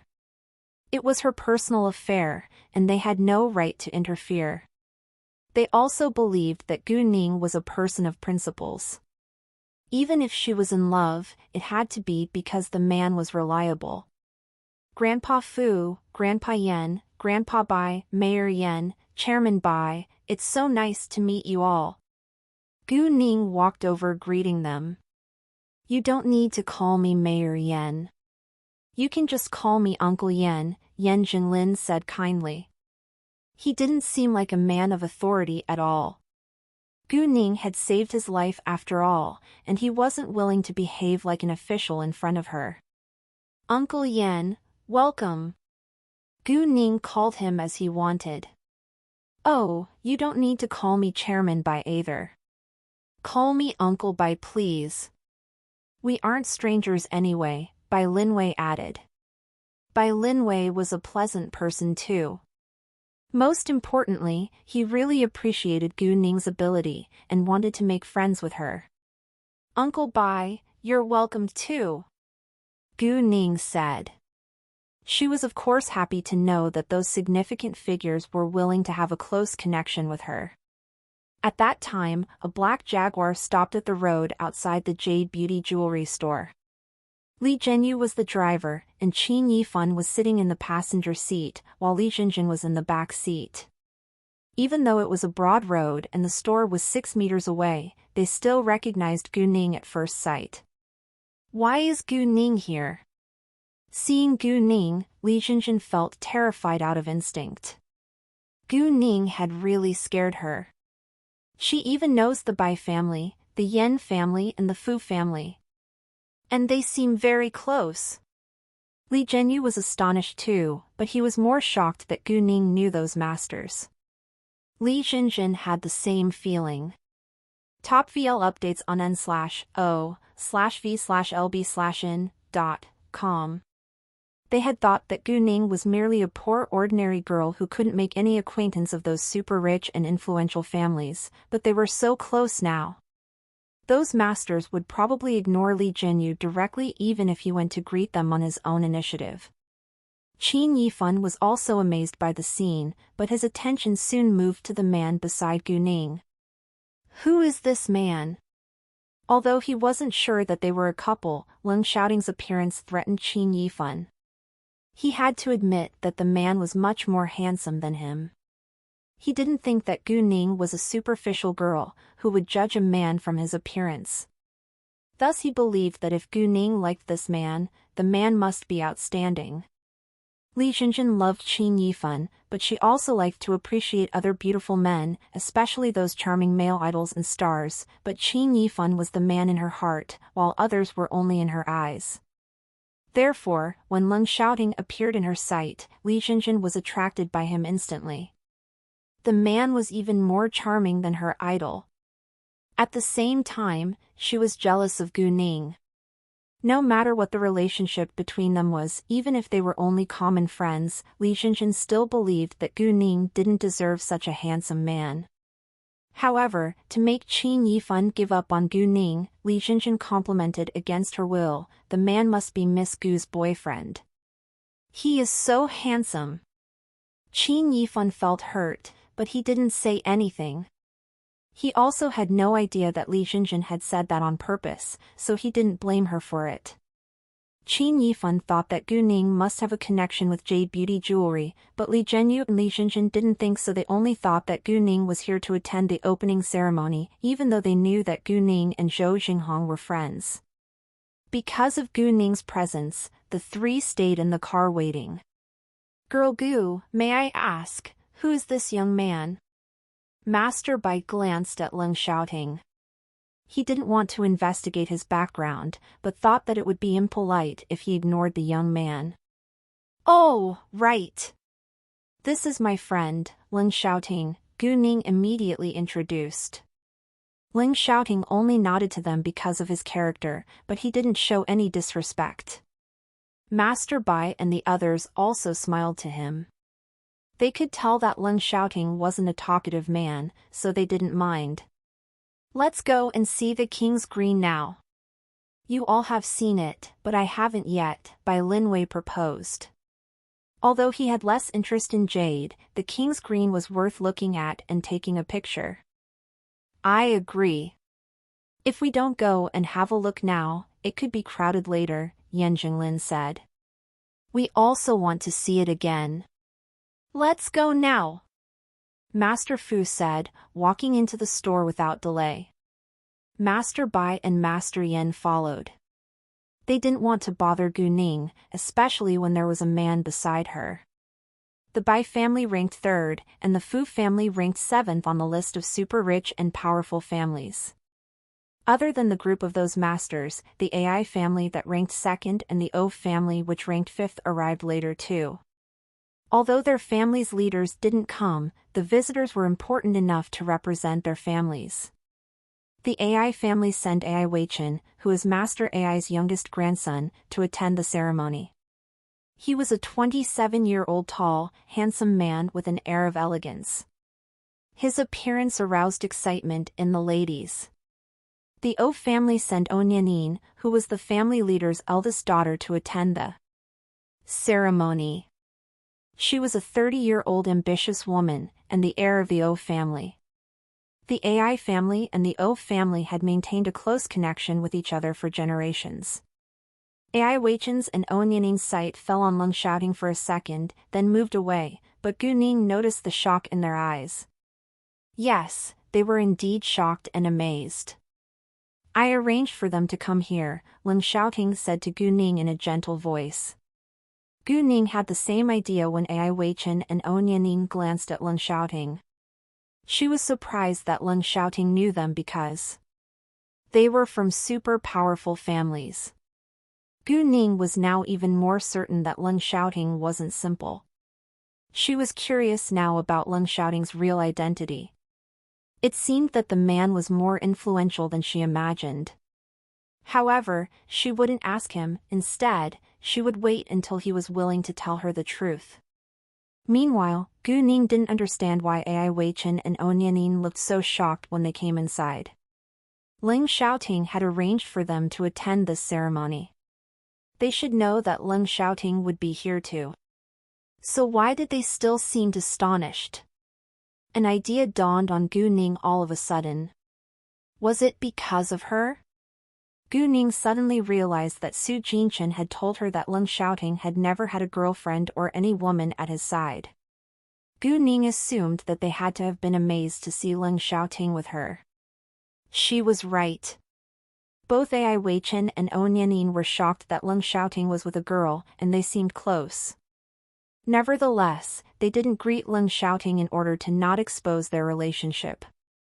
After they had sent the gifts, On Yanin immediately gossiped with Ai Weichen aside. Weichen, boss is with a woman, oh no, a girl. Doesn't he dislike being too close with a female? And, could they be a couple? On Yanin was excited as well as shocked. It was a big news after all. I don't know whether they're a couple or not, but I'm sure that they must be close. Ai Weichen said seriously. Of course they are. On Yanin rolled her eyes. After that, many influential people in City G gradually arrived, including many jade experts and businessmen. Zhao Yifeng came as well. Many of them didn't know Zhou Xinghong, so they didn't send expensive gifts, but only baskets of flowers and plants. It would be impolite if they came with empty hands. Miss Gu, what a coincidence! Zhao Yifeng was surprised to see Gu Ning. Although he didn't keep in touch with Gu Ning, he had an impressive impression of her. He admired her to some extent. Thus he was more than thrilled to meet her in this opening ceremony. Mr. Zhao, nice to meet you. Gu Ning was also surprised to see Zhao Yifeng. Then she realized that she had forgotten to invite him and felt slightly sorry. They were peers now. However, Gu Ning's business focused on jade, so they weren't competitors yet. Zhao Yifeng was involved in all kinds of jewelry, and jade was only a part of it. In addition, the major market of Zhao Yifeng's business wasn't in City G.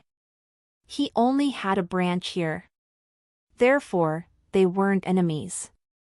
Gu Ning actually didn't want to hide the fact that she was the real boss of jade beauty jewelry from Zhao Yifeng, but there were too many people around, so it wasn't convenient for her to tell Zhao Yifeng her real identity. Miss Gu, do you know the boss of jade beauty jewelry? Zhao Yifeng asked. Yes, Gu Ning answered. I don't know the boss, but I wanted to have a look at the King's Green. Thus I came here without an invitation, Zhao Yifeng said. He seemed a little embarrassed. May I introduce you to the boss? Gu Ning said. Really?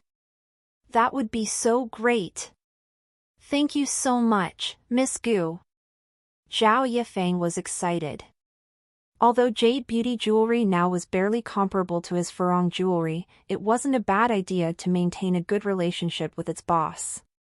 7 sit envelop/n, c/m for L test vels.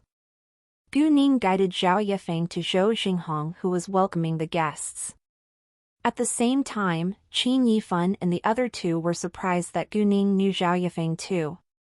The Qin family and the Li family were both involved in the jewelry industry, and they were familiar with the important figures in this field. Zhou Xinghong only greeted his guests and the visitors for a short while, then they would go inside to see the jade. Thus it didn't cause any bother when Gu Ning and Zhao Yifeng walked over. Uncle Zhou, this is the chairman of Furong Jewelry, Zhao Yifeng, Gu Ning introduced.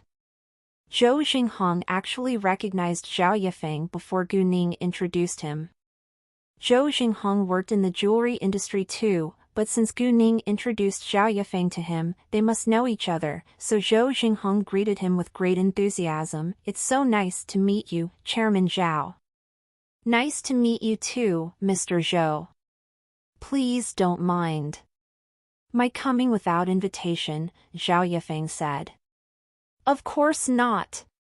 You're absolutely welcomed. Would you mind dining together after the ceremony? Zhou Xinghong invited. I'd love to, Zhao Yifeng answered. They chatted for a while longer before Zhao Yifeng went inside to see the king's green. Everyone in the Jade Beauty jewelry store was more than shocked that so many influential figures came today. Zhou Xinghong was clear that it was all because of Gu Ning.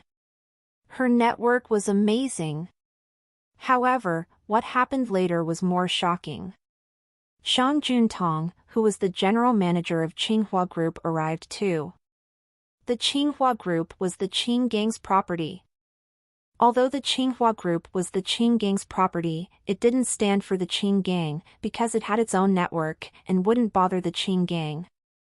Therefore, nobody believed that Zhou Xinghong had a relationship with the Qin gang. However, it wasn't easy to have a connection with the Qinghua Group. The industries of the Qinghua Group didn't concentrate in City G. Thus, even though it had over 100 billion yuan in assets, it only ranked fourth with 30 billion yuan in assets on the list of the richest in City G. The list of the richest in City G naturally only ranked according to the assets or wealth in City G. However, nobody could figure out how Zhou Xinghong was able to invite almost half of the important figures in City G to attend his opening ceremony. Those figures came not only for the sake of Zhou Xinghong, but also for the good of their own business. The Qinghua Group sent a 20 centimeters tall and 15 centimeters wide natural red coral to the Jade Beauty jewelry.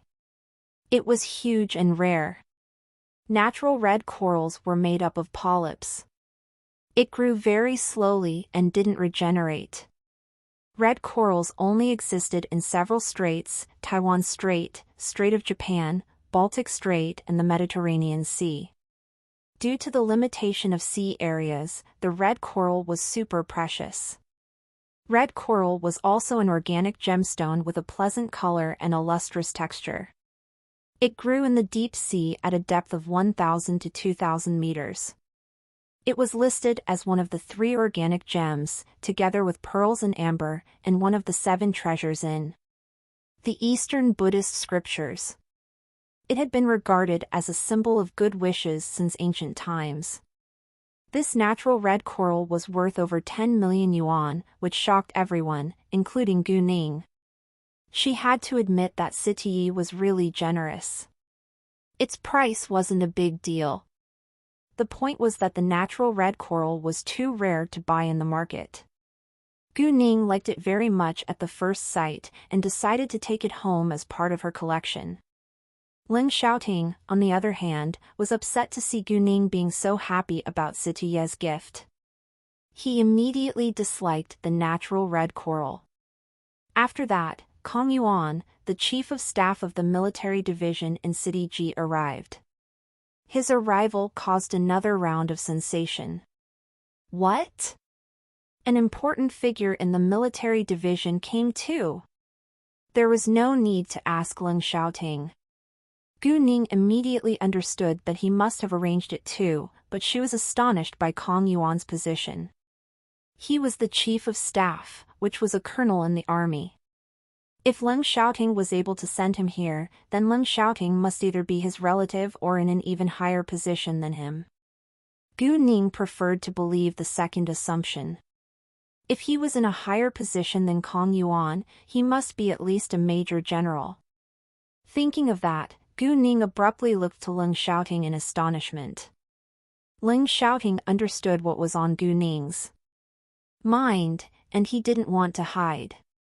Major General. Major General. He was a Major General. A 25-year-old Major General. It was incredible. Normally, a Major General would be over 40 years old. Gu Ning couldn't help taking a long breath in. She thought to herself, Ling Xiaoting, how old were you when you joined the army? And how many great achievements have you made? Gu Ning suddenly felt like crying. It was very difficult to achieve the position of Major General. He must have risked his life countless times and paid a lot for it. Thinking of the possible danger that Ling Xiaoting could encounter while he was on a task, Gu Ning's heart ached. She wanted to check the injuries around his body. There had to be injuries on his body. The only question was whether there were many or few injuries. Ling Xiaoting wasn't good at romance, but he was highly intelligent, so he sensed that Gu Ning was worried from her emotions at once. He knew that she was concerned about him. He was happy to know that, but also felt bad. And he could only comfort her. "I'm fine." Gu Ning didn't say a word, trying to calm herself down. It wasn't the right time to cry. Qin Yifan also noticed that Gu Ning was worried about the man. He felt hurt deeply. It seemed that they were really a couple. Kong Yuan sent a gift of calligraphy written by the famous artist, Zhuge Li. By now, the brand of jade beauty jewelry had become completely well known. No one had ever seen such a group of influential guests from all kinds of important fields. The jade beauty jewelry store wasn't very big now, but it was already famous. What shocked the crowd as well was the quality and level of the jade used by jade beauty jewelry. The jade was all above medium level, some of them were even top level. When it was about 10 a.m., Zhou Xinghong started to address his speech. "Respected leaders, distinguished guests, ladies and gentlemen, my friends, good morning to you all. Today, we are here to hold the opening ceremony of the Jade Beauty Jewelry flagship store. As the representative of Jade Beauty Jewelry Company, Limited, I would like to express my sincere gratitude to all of you, new/rise at n/vel/b/i/n.co. Jade is the essence of all things, enjoying the reputation of the crown of valuable stones. It has the good meanings of luck, wit, nobility, and fortune. Jade Beauty Jewelry will create high-end jade jewelry. Let's wish Jade Beauty Jewelry a thriving future. Thank you all for coming. Thank you." After the speech, there was a round of applause. Then it was time for the ribbon cutting. Yan Jinglin, Kong Yuan and Master Bai cut the ribbon together. After the ribbon cutting, guests could make a reservation for the King's Green. Gu Ning thought that there would be few people who were willing to pay a high price for jade, but unexpectedly, over a dozen people made a reservation. However, the King's Green wasn't big enough to fulfill their needs, so they could only apply an alternative plan. Luckily, Gu Ning had prepared a plan B for it. The alternative was to bid secretly. Customers could write down the bid price and types of jewelry he or she wanted on a piece of paper, then hand the paper to the worker. The worker would collect all the pieces of paper and the most generous buyer would win the King's Green. Before long, the results were revealed. Undoubtedly, both Master Fu and Master Bai won a wide jade ring at a much higher price than others. Gu Ning had already made over 100 million yuan on the first day, before the store even opened. Because it was only the reservation for the jewelry, they each paid a deposit of 20%. Moreover, there would be a gap between the predetermined number of grams and the final number of grams. If the jewelry exceeded the predetermined number of grams the customer had reserved, there was no need to pay more for it. And the customer could acquire more than the predetermined number of grams at the original price. And if the jewelry didn't meet the predetermined number of grams the customer had reserved, its price would be lowered accordingly. It was universally acknowledged and accepted that the weight of the jewelry couldn't be a 100% accurate. Gu Ning of course would not take advantage of her customers, and the jewelry would only be heavier, not lighter. It wasn't a big deal to let the customers buy the jewelry at a lower price. It hadn't cost her much money to get the jade after all. Zhou Xinghong guided the guests to have a meal in the Huangdang Hotel later. Qin Yifan and the other two didn't show up at all from the beginning to the end. All the staff remained in the store and didn't follow Zhou Xinghong to the hotel. They would eat in the afternoon. The Jade Beauty Jewelry store wasn't far away from the Huangdang Hotel. It only took several minutes to walk there, so most walked while some drove. During that break, Ling Xiaoting said to Gu Ning, "Please follow me. I have something to give you." "What is it?" Gu Ning was surprised and curious. She followed Ling Xiaoting to his car in the parking lot. Ling Xiaoting took out a wooden box from his car. It was as big as 2 palms. Gu Ning opened the wooden box and felt a strong power hit her face. She trembled a little, but when she saw what was inside, she couldn't believe her eyes. There were 2 huge diamonds in it. One was blue, and the other was red. Both were as big as a quail's egg. There was also a blood-red jade bracelet and a purple jade the size of an egg. It was a top-level jade called Purple Eye. Gu Ning didn't know the price of the diamonds, but she knew that of the Purple Eye jade and the blood-red jade bracelet. Purple Eye jade was at the same level as Fulisha jade. This Purple Eye jade was as big as an egg, and it must be worth at least a couple dozen million yuan. And the blood-red jade bracelet was even more precious. Gu Ning had read the news on the internet that a blood-red jade bracelet which weighed 46 grams had been sold at the price of 480 million yuan at auction, but this blood-red jade bracelet in the box was even several grams heavier. Price at auction was normally much higher than at market price. And the exact price of jewelry actually depended on the buyer. Gold, for instance, it was worth 300 yuan a gram sometimes, and was worth 200 yuan a gram at other times. Its price changed. "It's more precious than his," Ling Xiaoting said airily. Gu Ning was struck dumb for a second, and didn't know what to say. Ling Xiaoting explained further, "The blood-red jade bracelet is more precious than the red coral." Hearing that, Gu Ning immediately understood what Ling Xiaoting meant. She snorted with laughter all of a sudden. Ling Xiaoting was jealous just because City had sent her a valuable natural red coral.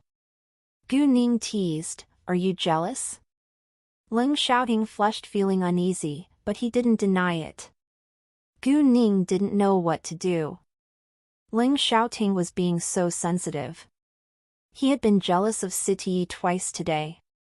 Actually, it wasn't completely Ling Xiaoting's fault. Because Gu Ning hadn't agreed to be his girlfriend yet, he didn't feel secure. He was afraid that Gu Ning would reject him once he didn't perform well.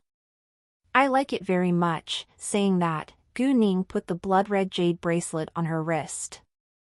Gu Ning not only liked it, but was also deeply moved.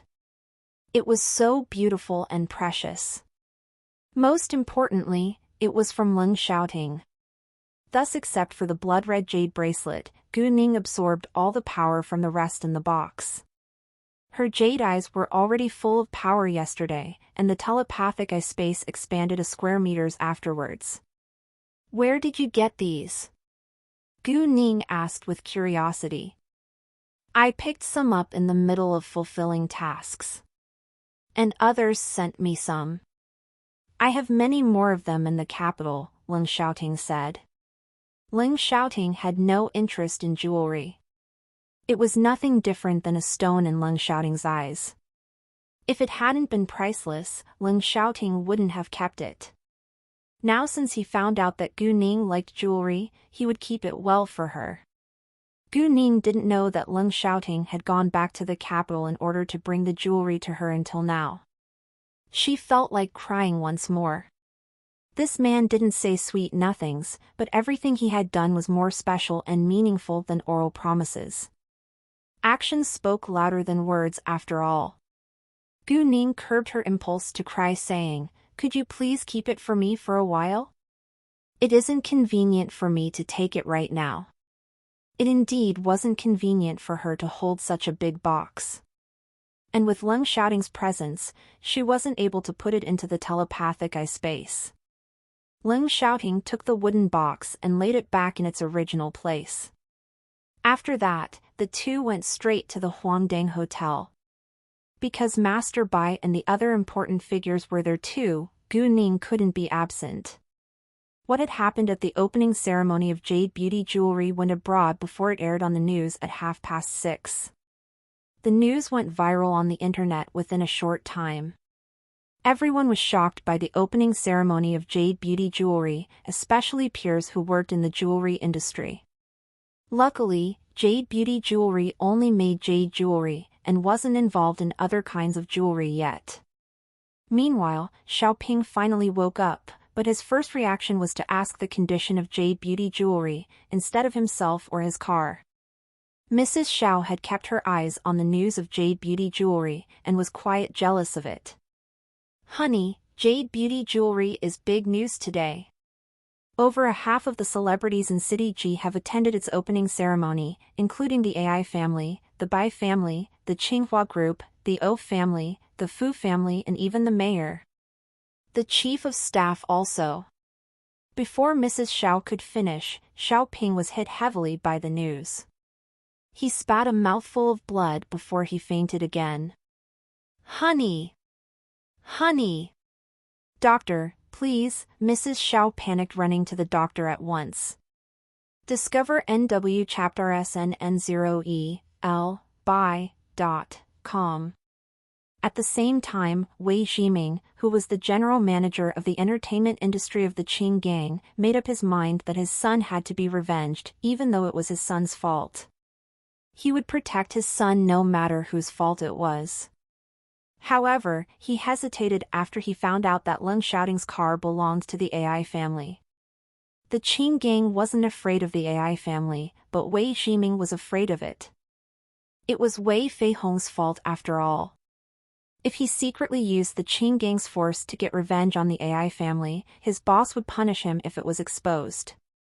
Thus, although Wei Ximing was mad, he had to give it up. In case Wei Feihong would cause any more trouble, he reminded his son to be more careful. Facing his father, Wei Feihong had to listen to the persuasion. After the meal, Gu Ning went back to the store with Zhou Jinghong. It was already crowded in the Jade Beauty Jewelry store. The King's Green was fully reserved, but it was still shown in the store for the whole day, so many came here to see it. And there were also many jade buyers. City G was developing well nowadays and there were many rich people in this city. LA test NOVLS on n.co. Gu Ning noticed a familiar face the minute she walked inside. It was the woman who had dined with Li Jinjin the last time when Gu Ning had encountered Li Jinjin in a restaurant. Although they had only met once, Gu Ning remembered it clearly with the help of her outstanding memory. Seeing Su Jing, Gu Ning unconsciously checked whether Li Jinjin was here too. She was ready to revenge herself on Li Jinjin now, but Li Jinjin wasn't in the store. Su Jing was only shopping with a man who was around 30 years old. "Jingjing, Li Jinjin doesn't know that you're here to buy jewelry, right?" the man asked. "I didn't tell her. If she finds out that I came here to buy jewelry instead of jewelry stores owned by her family, she'll be mad at me, but the jewelry in the stores of her family is so ordinary, and I don't like its design either. Other high-end brands are too expensive. This store is newly opened, and customers can have a 10% discount today. I absolutely need to have a look here," Su Jing said, and she complained a little about Li Jinjin. The man stayed quiet, and Su Jing added, "Oh, Jinjin won't dine with us this afternoon. She'll meet us at Yonla Club around 9 a.m. in the morning." Gu Ning heard their talk clearly. After hearing Li Jinjin's schedule, Gu Ning had a good idea. It was a perfect timing, and she wouldn't miss it. "Fine, but I'm afraid that someone will be disappointed," the man joked. "In fact, I have sympathy for Senator. He was a playboy, but now has changed a lot for Jinjin." "Unfortunately, Jinjin likes another man," Su Jing said. "Nevertheless, I have sympathy for Li Jinjin. She fell in love with a man who dislikes her. It has been so many years. I don't think she can be together with him," the man said. "Indeed. They aren't like us who love each other deeply," Su Jing said, holding the man's hand in happiness. However, Gu Ning sensed that the man didn't feel as happy as Su Jing. The man probably wasn't as deeply in love with Su Jing as she thought. Gu Ning didn't stay in the store for very long, and left with Leng shouting. Where to now? Leng shouting asked after they were in the car. Gu Ning had the same question in mind. Where should we go next? At that time, Leng shouting's phone rang. Wherever he was and whatever he was doing, as long as he wasn't restricted, he would answer the call, especially when the caller was his teammate. His teammates always called him for something important. The caller was Su Jinchen this time. Leng shouting didn't avoid Gu Ning. What's up? Where are you, boss? Su Jinchen asked, or complained to be specific.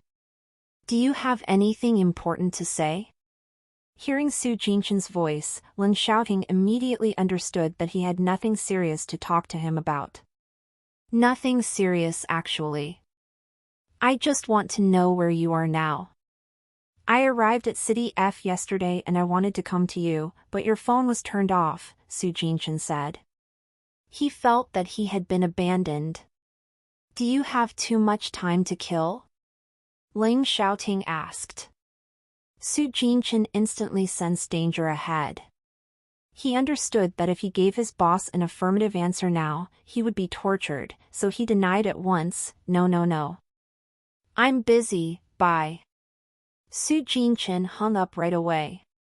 Haha, Gu Ning laughed out loud. She asked with curiosity, why is he so afraid of you? Su Jinchen behaved like a child in front of Leng shouting. I've punished him too many times, Leng shouting replied. Oh, was Su Jinchen right in saying that you're mean and always punish you fellows?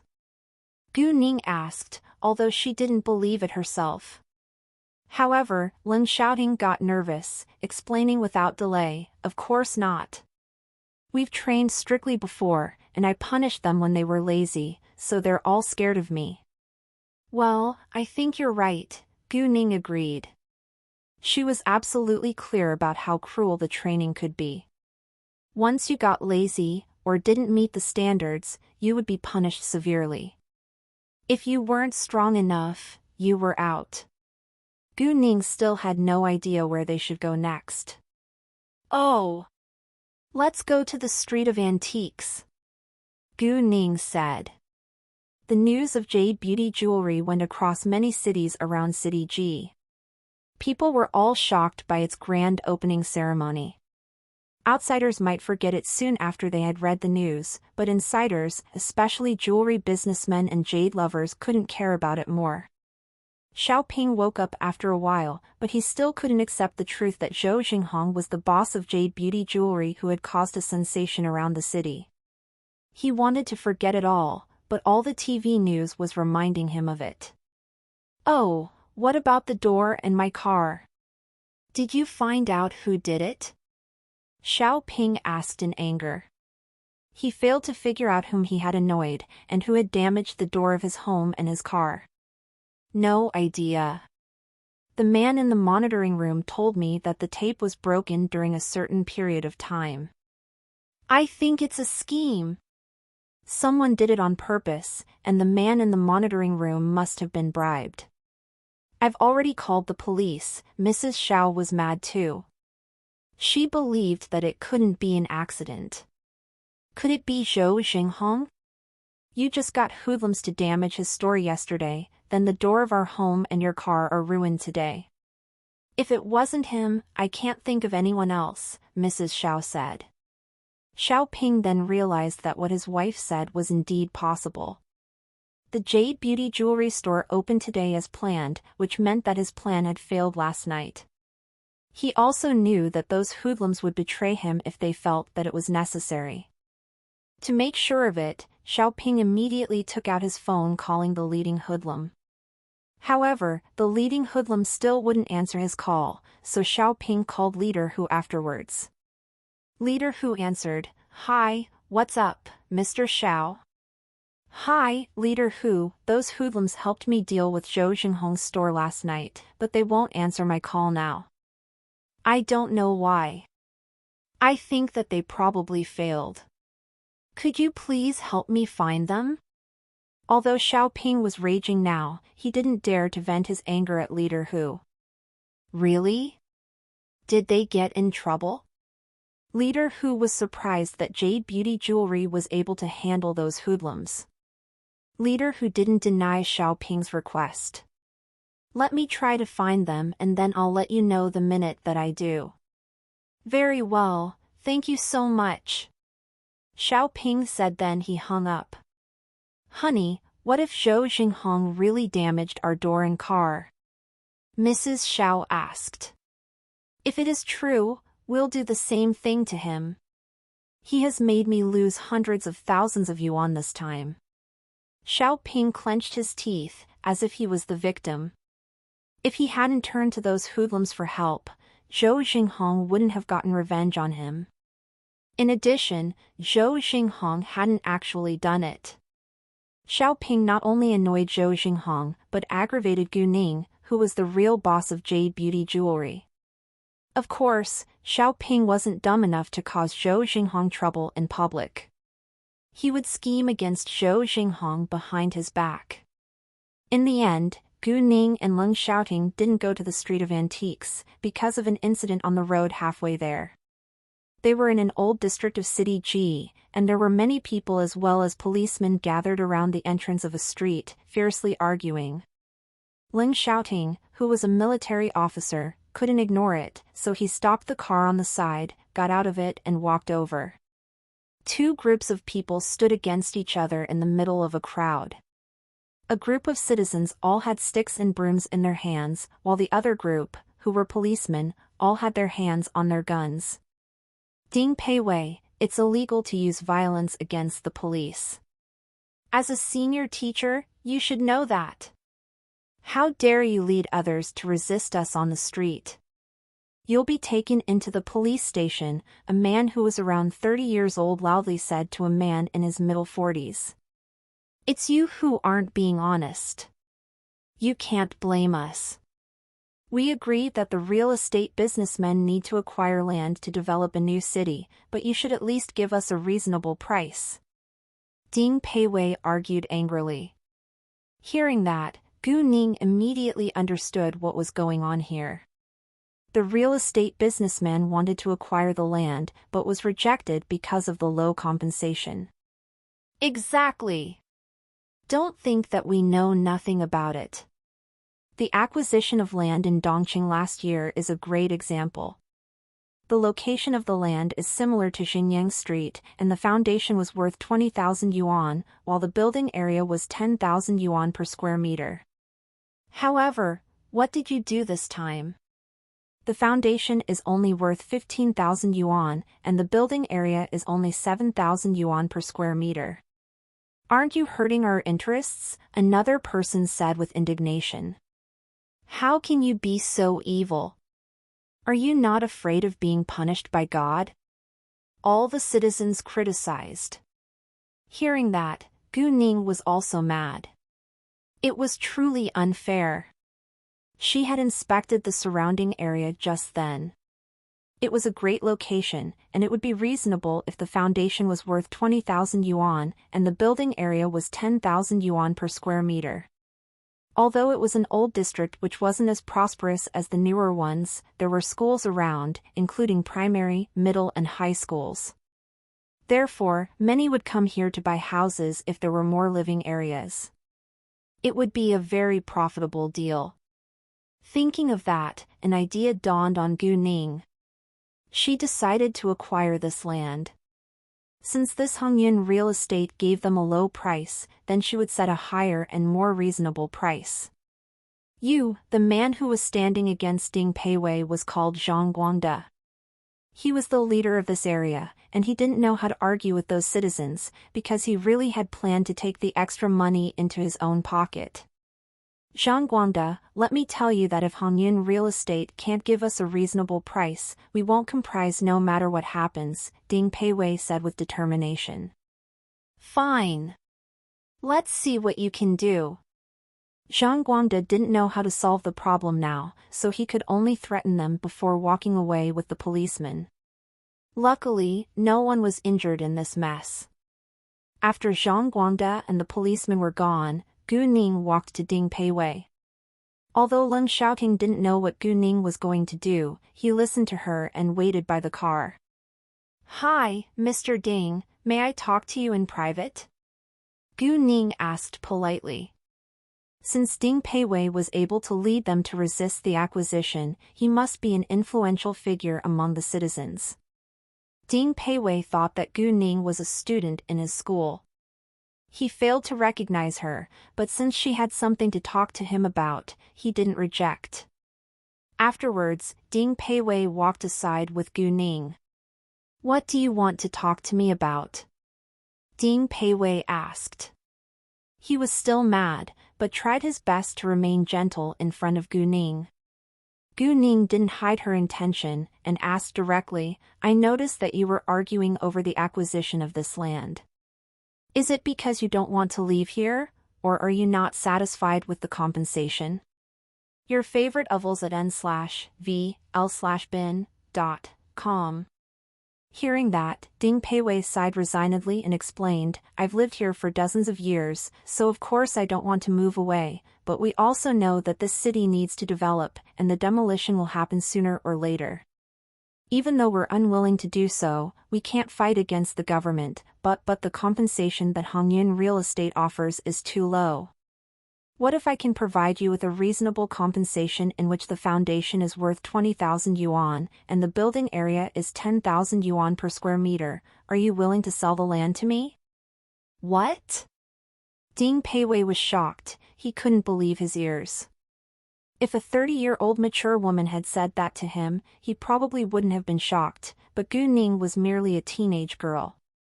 Even though, Ding Peiwei didn't think that she was joking. Ding Peiwei was surprised. How come a teenage girl had the air of a successful businesswoman? "I understand that I'm too young to make you believe that I'm being serious, but I truly mean it. My family is involved in the real estate industry. Although my family's company isn't comparable with Hongyun Real Estate, we have enough money to acquire this land. If you're willing to consider my proposal, please have a discussion with the citizens here before we sign the contract," Gu Ning said. Ding Peiwei couldn't make the decision alone, so Gu Ning didn't force him to promise her anything. However, she was confident that she could settle the deal. In the beginning, Ding Peiwei was excited to hear the offer. If they could have a reasonable compensation, they wouldn't be worried about the housing issue. However, he soon calmed down and asked with doubt, "Since it's your family business, can you, a child, make the decision?" And the chairman of Hongyun Real Estate is Fang Changxing, whose brother-in-law is the director of the Roads and Traffic Authority. Moreover, the director's cousin is the vice mayor. "Are you sure your family can handle them?" Anyone who wanted to acquire this land had to have the permission of the government. Although Ding Peiwei believed Gu Ning to some extent, he doubted her ability. He didn't know Gu Ning or her background after all. It was difficult for him to depend on a stranger. Meanwhile, he knew more about Hongyun Real Estate, which was one of the 3 biggest real estate companies in City G with several billion yuan in assets, ranked 9th on the list of the richest. It also had support from the government. The/W novel chapters are published on no/vel/bin.co/m. The reason why Hongyun Real Estate was able to win the right of acquisition before the open acquisition was that it had a strong network in the government. Gu Ning understood that she had to show her ability to persuade Ding Peiwei. "What if I tell you my support in the government is even more powerful than Hongyun Real Estate?" Gu Ning asked. Hearing that, Ding Peiwei was astonished. He stared at her face, intending to know whether it was true. Gu Ning added, "Mr. Ding, I know that it's hard for you to trust me because we just met and don't know each other, but I do hope that you can consider my offer. If you're willing to sell this land to me, I can sign the contract and pay you the compensation on site. It doesn't matter if you want the compensation in cash, check, by transfer, or you simply want houses, I'm totally fine with it. As long as you sign the contract, you'll get the money you should have." Don't you think it's a great offer? However, if you let Hongyun Real Estate take this land, you won't get a reasonable compensation. Ding Peiwei was shocked as well as thrilled. They could sign the contract and get the compensation on site. It had never happened before. Normally, the compensation would only be transferred to their accounts after the acquisition had been over for a long time. If Gu Ning could keep her promise, it was a great advantage to them. And it would be a bad idea if they sold this land to Hongyun Real Estate. Great! I'm willing to trust you for now, and I'll talk to my neighbors later. Ding Peiwei chose to believe Gu Ning. Very well. This is my number. Please call me once you make up your mind. However, I hope you can make it quick, because if Hongyun Real Estate finds out, you would suffer under its pressure, Gu Ning reminded him. Sure, I'll give you the answer before tonight. Ding Peiwei also understood that if Hongyun Real Estate found out, it would probably force them to sell this land in a violent way. And they would be the victims. That would be great. Gu Ning also wanted to know the answer today. After exchanging numbers with Ding Peiwei, Gu Ning asked again, "Oh, how large is this street approximately, and how many households are here?" Xingyang Street is about 70,000 square meters with 558 households, Ding Peiwei answered. A piece of land that was 70,000 square meters wasn't very large, but it was suitable to build a living area, mainly because of its good location. It was 4 p.m. when Gu Ning said goodbye to Ding Peiwei, and it was too late to go to the Street of Antiques. Gu Ning also needed to use her network to gain the right of land acquisition. Although Ding Peiwei hadn't given her an affirmative answer yet, she believed that they would agree. No one would reject her proposal, especially in front of Hongyun Real Estate, not unless Hongyun Real Estate was willing to offer a higher compensation than her. Let me help you with the right of land acquisition. Ling Xiaoting hadn't been at Gu Ning's side, but he had stayed near and heard their talk clearly. Will it be convenient for you? Gu Ning asked. She had planned to turn to Yan Jinglin for help because Yan Jinglin worked in politics.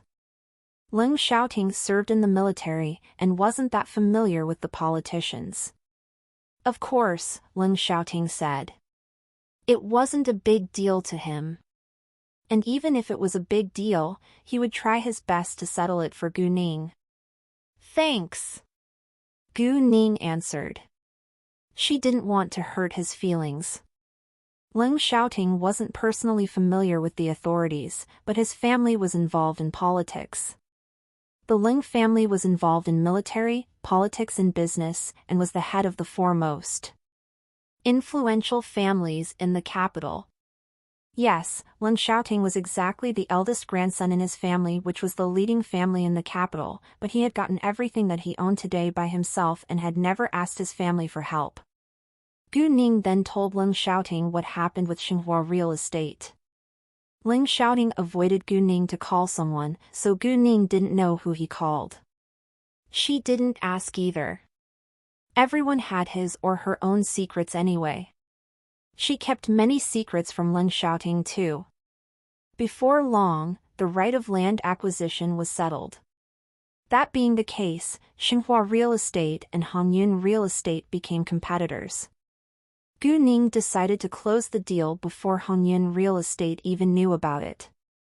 She immediately called in Guangyao telling him about what she had done in City G, and told him to prepare the contract along with the lawyers and assistants before she called him again. If it was successful, he would have to fly to City G tomorrow morning to go through the procedures. She had already prepared the money. Hearing the news, Guangyao was shocked by Gu Ning's efficiency. Although her action was a little abrupt and lacked thorough consideration, Guangyao had to admit that she had made the right decision. Normally, a real estate company needed to make allowances not only for funds and workers, but also the land when it was going to build buildings. As long as you had enough funds, you could easily get adequate workers, but it wasn't easy to acquire a good piece of land. At the same time, you had to have the permission of the government. Otherwise, you would not have the qualification to acquire a piece of land even with enough funds. And Guangyao knew that Hongyun Real Estate was a powerful company with several billion yuan in assets. Therefore, even though he didn't know whether Gu Ning had made the right decision, he trusted Hongyun Real Estate's choice. It had to be a profitable deal if Hongyun Real Estate wanted to settle it. However, what worried in Guangyao was the funds to build the buildings. Xinhua Real Estate was barely afloat right now, and he had already taken out a loan from the bank. He couldn't get a mortgage again. Gu Ning also lacked enough funds to build the buildings, but she had no intention to cooperate with another real estate company, so she wouldn't build the buildings in a hurry even if she acquired the land. She planned to build the buildings after her vacation when she would go to Province Y for stone gambling to collect funds. However, she couldn't tell in Guangyao her plan yet. She would have to introduce him to Zhou Xinghong before in Guangyao found out about her outstanding ability at stone gambling. In that case, it wouldn't confuse him if she suddenly had a large amount of money later. And Guangyao thought that it wasn't a completely secure deal, but he chose to believe Gu Ning. After he hung up, he immediately prepared the contract and informed the lawyer along with several reliable assistants. They were all as shocked as in Guangyao, but in Guangyao didn't explain further, so they didn't ask why. Gu Ning received a call from City later. Ling Xiaoting's face changed at once, but he didn't stop Gu Ning. Gu Ning understood that Ling Xiaoting wasn't happy that she kept a close relationship with City, but she had to answer the call. "Hi, how are you?" "Great. Are you free tonight? May we dine together?" City asked. Hearing that, Ling Xiaoting was displeased. Gu Ning didn't know what to say. She hadn't even answered yet. "I'm so sorry. I'm busy tonight. May we have the meal another day?" Gu Ning declined because of Ling Xiaoting.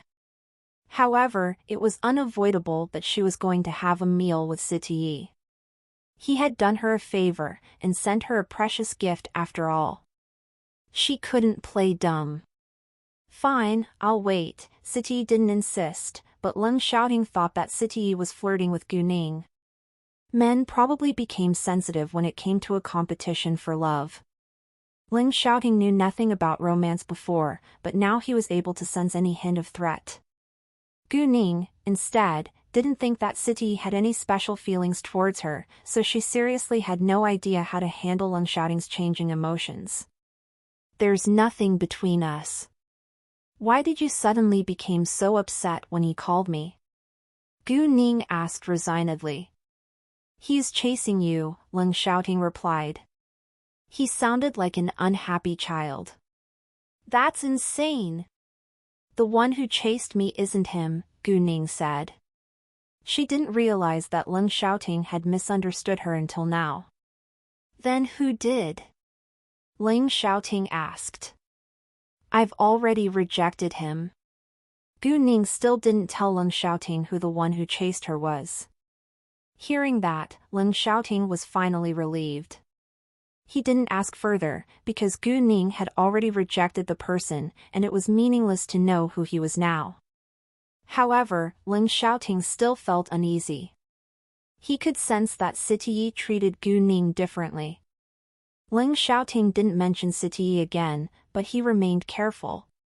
Ding Peiwei was active, and soon had a gathering with all the neighbors to discuss the deal offered by Gu Ning. Some believed it, while some had doubts. It sounded too good to be true. Ding Peiwei told them that they could have the compensation in cash or by transfer on site once they signed the contract. Thus everyone agreed, although many of them still held suspicion. They would only feel safe after the deal was done. Around 7 p.m., Ding Peiwei called Gu Ning and told her that they had all agreed. Gu Ning told him that she would come to acquire the land around 10:30 a.m. tomorrow, and that they should prepare the documents beforehand. To allay Ding Peiwei's concern, Gu Ning also told him that she had already gained the right of land acquisition. Ding Peiwei was astonished. He didn't expect that Gu Ning was so efficient. He even thought that she had prepared for it a long time ago, but no matter what, they only wanted a reasonable compensation. With the affirmative answer from Ding Peiwei, Gu Ning called in Guangyao, telling him to leave for City G on the flight at 8:30 a.m. tomorrow morning. She would pick him up in person. When they signed the contract, it could be noisy and a mess. Gu Ning needed someone to keep the situation in order, and Leng Xiaoting immediately took the job. Top VL updates on n/o/v/lb/in.com. Gu Ning then found out that Leng Xiaoting also had a corporation providing security services. It was called Xingshi Security Company Limited, and all the employees were retired soldiers. Moreover, there were two levels of security workers in Xingshi Security Company Ltd. One was a security officer, and the other was a bodyguard. Common security officers were common retired soldiers, while bodyguards were retired special forces. The latter was much more expensive than the former. Many retired soldiers couldn't find a proper job, so Leng Xiaoting thought that it was a good idea to establish a security company mainly hiring retired soldiers. However, unexpectedly, the company grew rapidly, and now had branches in every big city and province. Xingshi Security Company Limited was different from Tsinghua Security Company Limited, which belonged to the Qing Gang. The Qing Gang Security Company relied on its fame and quantity, but Leng Xiaoting's company was famous for its ability and quality. The examination in Xingshi Security Company Limited was very strict. The company would test its employees regularly, and it was a high-end company. Businessmen would turn to Tsinghua Security Company Limited, while officials would choose Xingshi Security Company Limited. And except for the senior management in Xingshi Security Company Limited, nobody knew that Leng Xiaoting was the real boss of it. After the dinner with Leng Xiaoting, Gu Ning told Leng Xiaoting that she needed to deal with something personal, and told him to go rest. They would meet tomorrow. Leng Xiaoting respected Gu Ning as well as her privacy. So although he was curious, he didn't ask her. He didn't want to invade her privacy. Oh, wait a second. Just when they were about to separate, Leng Xiaoting thought of something.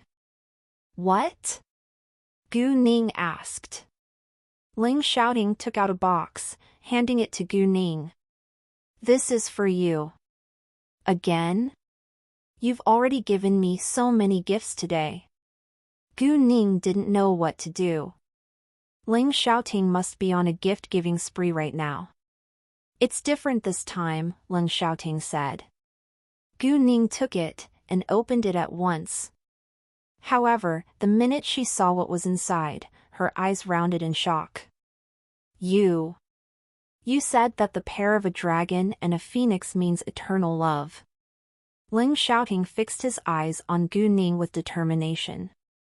Gu Ning was deeply touched by Leng Xiaoting again.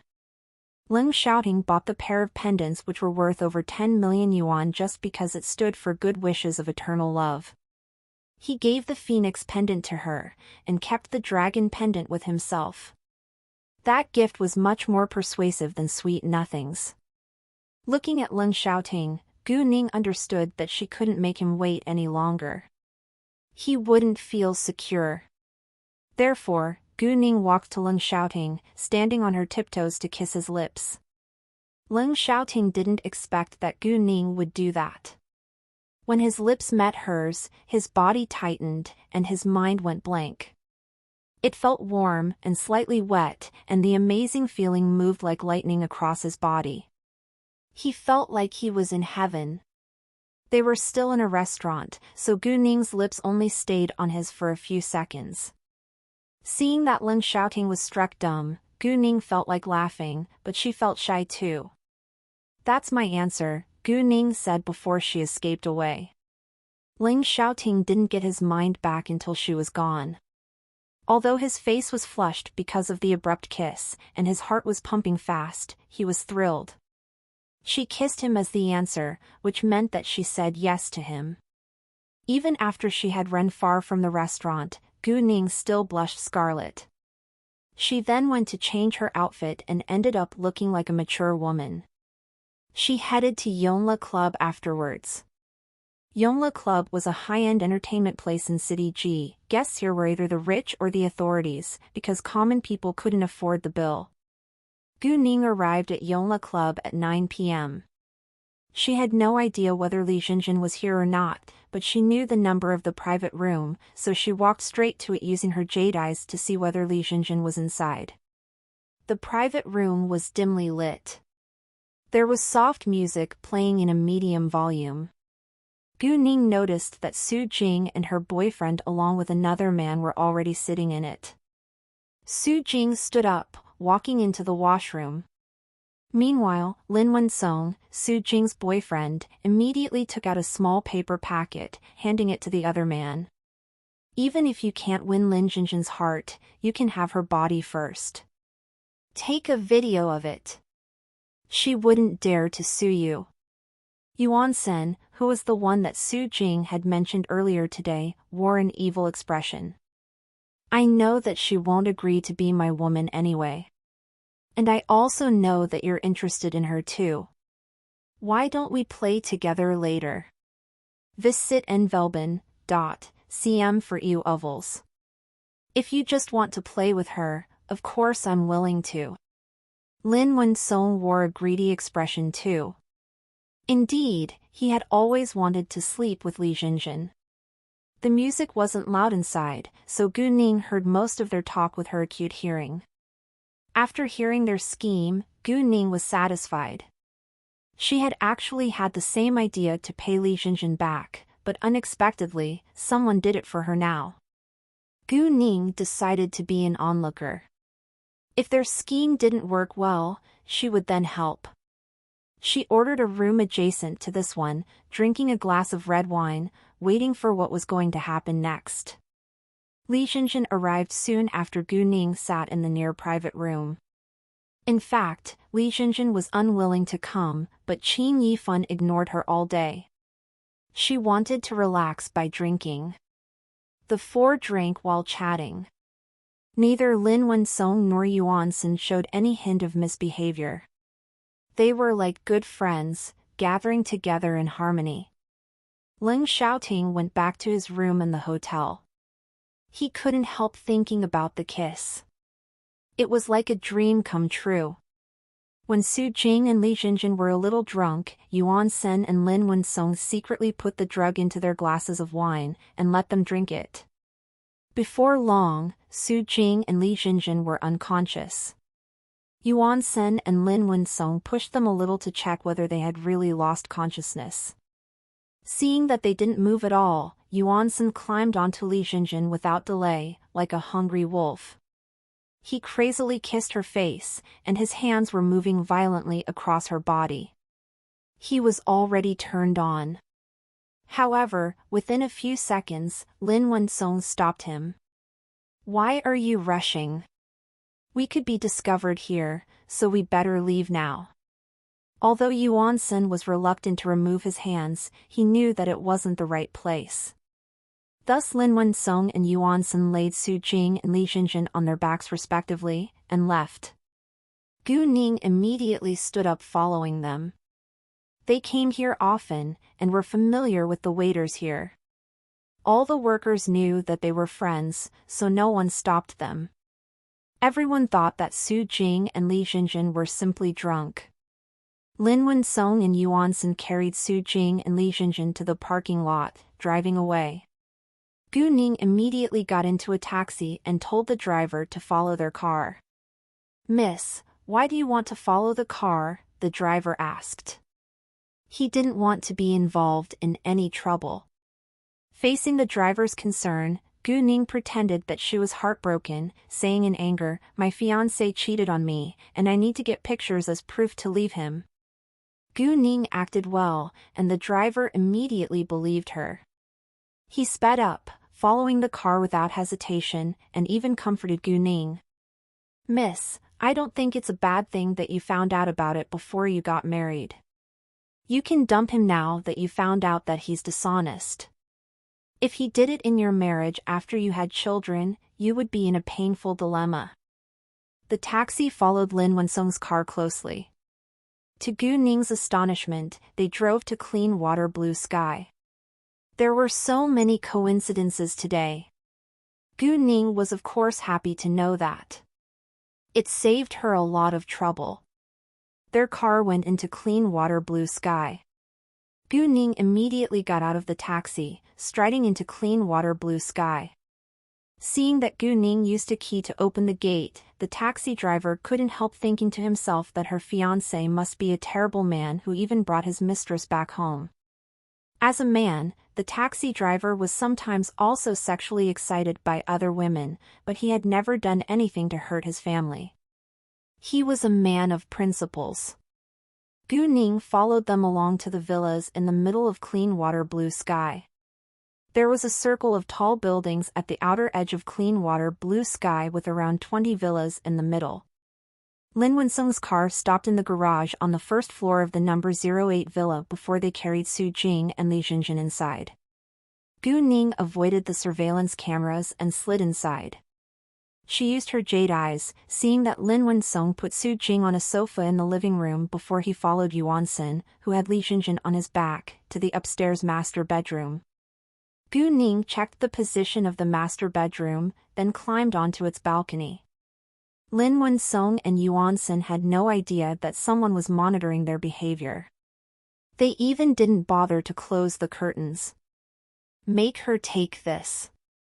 It'll be funnier." Lin Wensung took out another packet, handing it to Yuansin. Yuansin smirked. He knew what it was without asking. He took it and went to put it in water, while Lin Wensung set up the camera. Before long, Yuansin came back and forced Li Jinjin, who was still unconscious, to drink the water. Li Jinjin soon reacted. She felt like she had caught a fever and her body was so hot, she kept tearing at her clothing. Yuansin couldn't wait for a second longer, jumping onto Li Jinjin's body, followed by Lin Wensung. They started to have a sexual threesome. Gu Ning waited aside after her camera was set up. She didn't watch them doing it with her own eyes. It would be very shameful for her to do that. Even their moans of sexual pleasure embarrassed Gu Ning to a great extent. She couldn't bear it. Yuansin's movements were violent without any kindness. However, Su Jing told me that Li Jinjin has liked the man called Qin Yifan since she was a girl, and I thought that Li Jinjin would stay a virgin for the man. Unexpectedly, she is afraid of loneliness too, Yuansin said in a sarcastic way. He was slightly disappointed that Li Jinjin wasn't a virgin, but he didn't care about it too much. Li Jinjin wasn't a girl after all. She was in her mid-20s, and it was common that she had some sexual experience. Li Jinjin stayed abroad for a few years. No one knows how many men she had. "Hey, is it loose? I heard that foreigners' D***ck's are large," Lin Wensung joked while he was brutally rubbing Li Jinjin's boobs. "Mine isn't small though," Yuansin said. Gu Ning didn't want to hear them talking any longer. She packed up her camera, leaving a bug there, and left. A video of several minutes was enough, and she left the bug to record what would happen next. With the help of her telepathic eye space, she had put away many useful tools, like a camera, bug, knife, gun, laptop, and so forth. Gu Ning had the video in her hands, but didn't plan to expose it. Instead, she wanted to wait and see how they would get revenge on each other. After what had happened tonight, Gu Ning didn't bother to deal with Li Jinjin personally. Vis sit en velben, cm for EU ovals. Li Jinjin either had to yield under the threat from Lin Wen-sung and Yuan Sen and keep having such an amoral sexual relationship with them both, or she sued them, but had to be known as a victim of rape from now on. Besides, it wouldn't be easy to sue the two men. It wasn't rare that women had sexual experience before she get married nowadays, but a sexual threesome was totally different. It was a scandal and a shame that she could never get rid of because of the video. No matter what happened next, Li Jinjin was doomed to live a hard life in the future. Gu Ning still felt disgusted after she went back to her apartment, because she could hear the moans and their talk through her earphones along the way. "Why don't we get Su Jing up here too? You don't care for her anyway," Yuan Sen said. As a close friend of Lin Wen-sung, he knew it clearly. True love was merely a fart in their eyes. They only played around and abandoned whoever they had slept with. "Haha, no problem. I've already had enough and have wanted to change to a new woman for a long time," Lin Wen-sung said airily. He wasn't as loyal as he seemed. While he was with Su Jing, he kept having sexual relationship with other women as always, but he was skillful at hiding and lying, so Su Jing had no idea what he was doing behind her back. She even believed that he was deeply in love with her. In fact, there was no reliable rich heir at all. Within minutes, Gu Ning heard the moans of 4 people. Her stomach was turning, but she had to keep listening to know what happened next. Gu Ning sent a message to Leng Xiaoting the minute she got back. She told him that she had just finished her business. Leng Xiaoting replied in a second. "That's good to know." He must have been holding his phone, waiting for her message through the night. Indeed, Leng Xiaoting was holding his phone in his hands, waiting for Gu Ning's message or call. Gu Ning had told him that she was going to deal with something, so he didn't dare to bother her. In addition, he still had no idea how to face her after the kiss. When it was almost 12 a.m., they stopped texting each other and agreed to meet tomorrow, but Leng Xiaoting stayed awake the whole night yet again. Lin Wen-sung and Yuan Sen also finished around 1 a.m. Gu Ning had to admit that they were really full of energy. The next day, Gu Ning went back to her apartment after her morning run. She put on the earphones connected to the bug before changing her clothes. In the villa. In a big bedroom, there was a mess apparently left by the previous night's violent sex. When Li Jinjin finally opened her eyes, she was still dazed and in great pain. Her sight gradually became clear, but when she recognized the faces in front of her eyes, she trembled in shock. She checked herself, but only found out she was almost bare in the air, black and blue. Li Jinjin was stunned. What has happened? What has happened? What has happened? What the hell has happened? Seconds later, Li Jinjin screamed in horror. She sat up abruptly, realizing what had happened to her. Why? How is it possible? Li Jinjin's scream woke everybody else in the bed. Lin Wen-sung and Yuan Sen seemed calm, but Su Jing was as stunned as Li Jinjin. If there were only Lin Wen-sung and her in the bed, it would be normal, but why were Li Jinjin and Yuan Sen in bed too? Did we? A terrible truth dawned on Su Jing.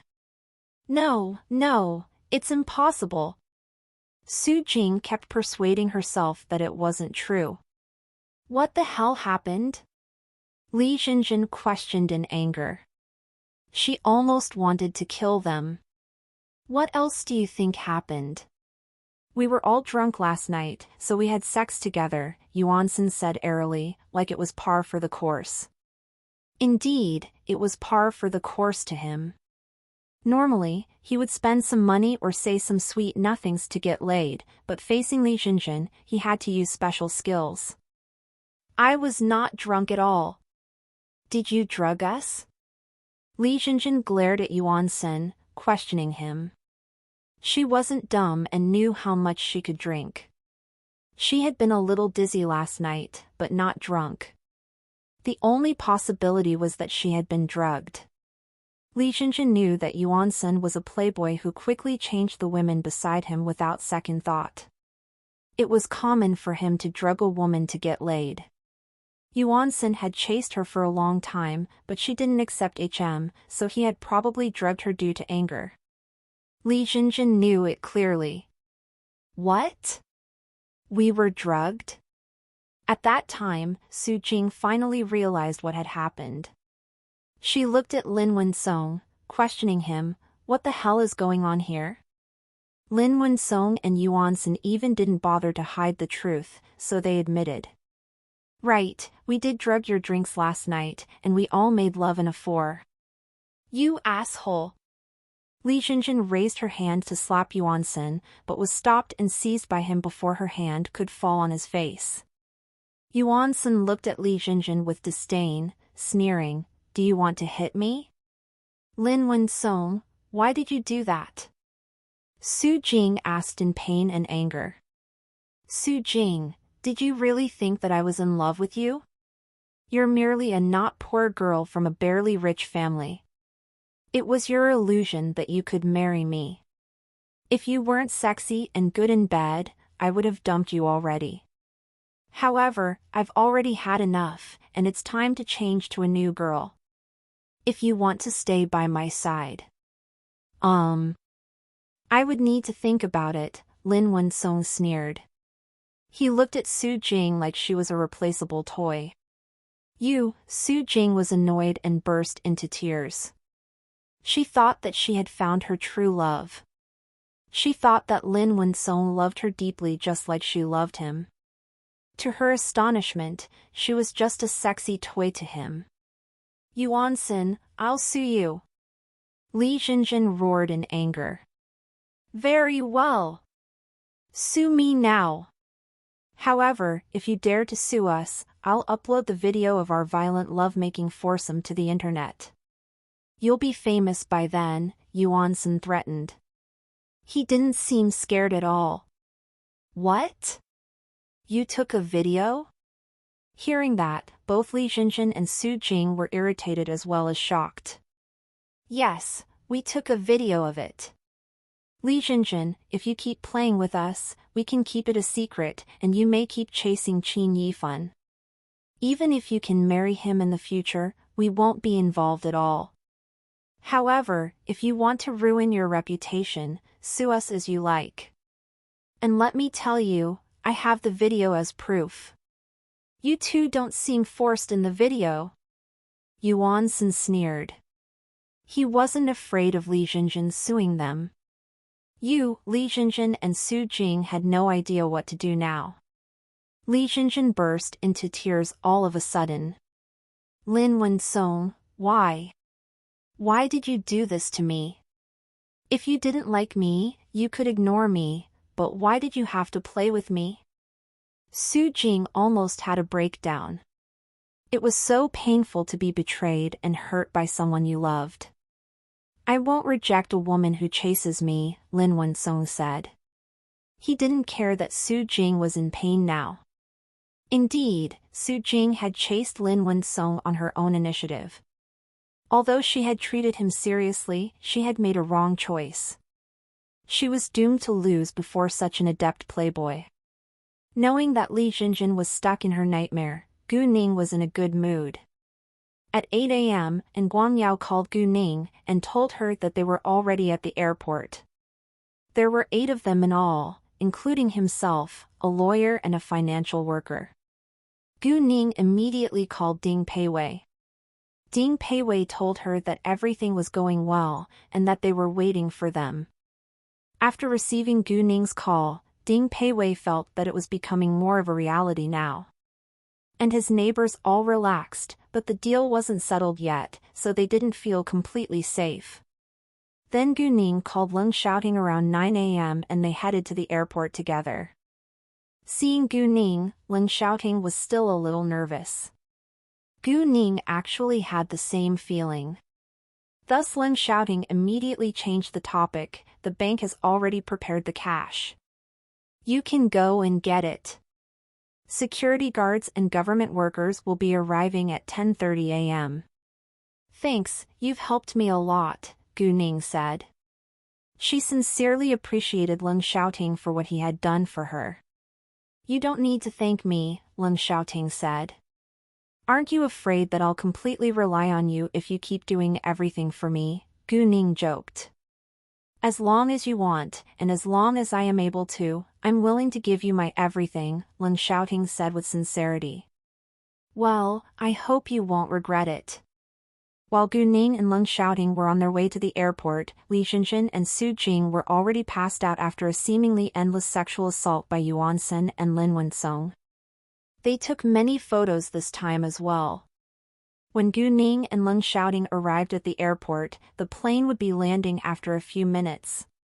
Gu Ning let Leng Xiaoting wait in the car and she went to fetch Guangyao and others.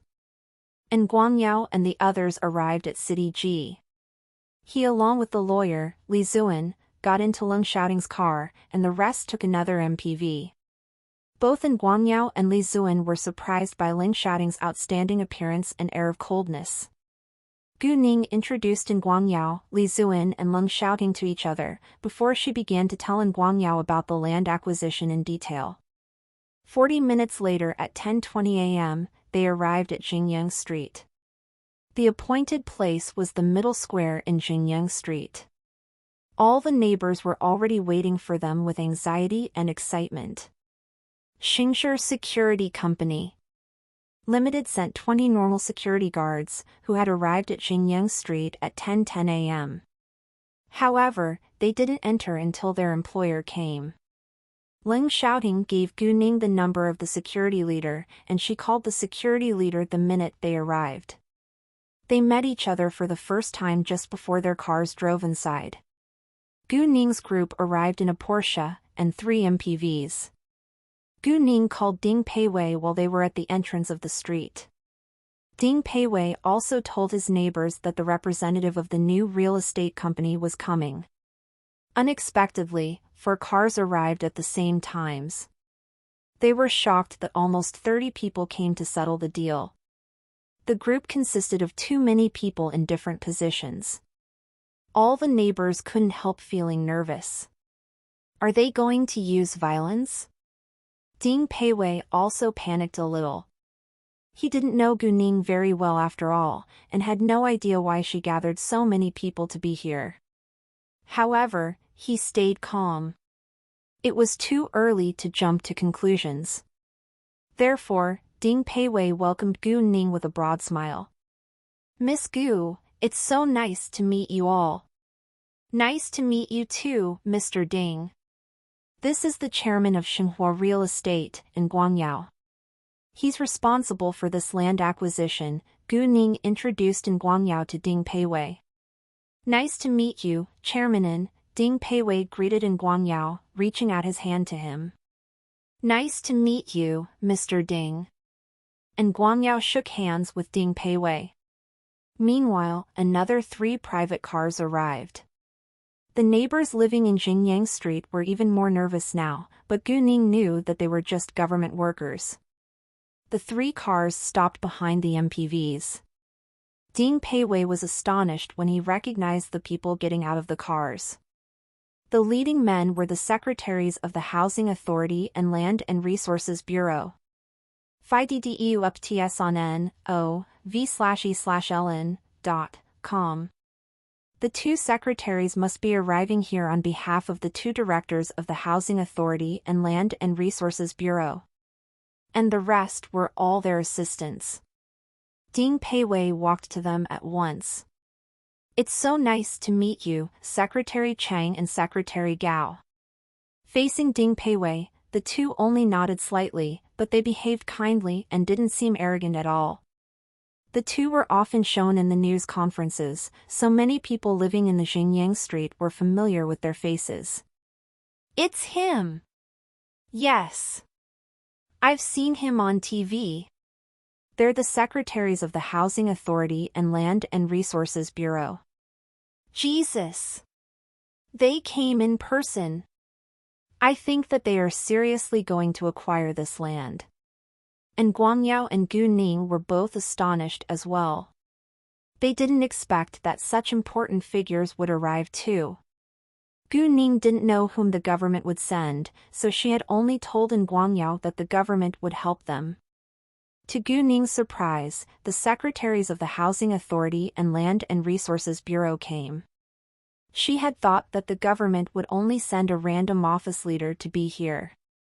Gu Ning gave in Guangyao a glance to remind him to welcome the secretaries. He was in charge of this deal after all.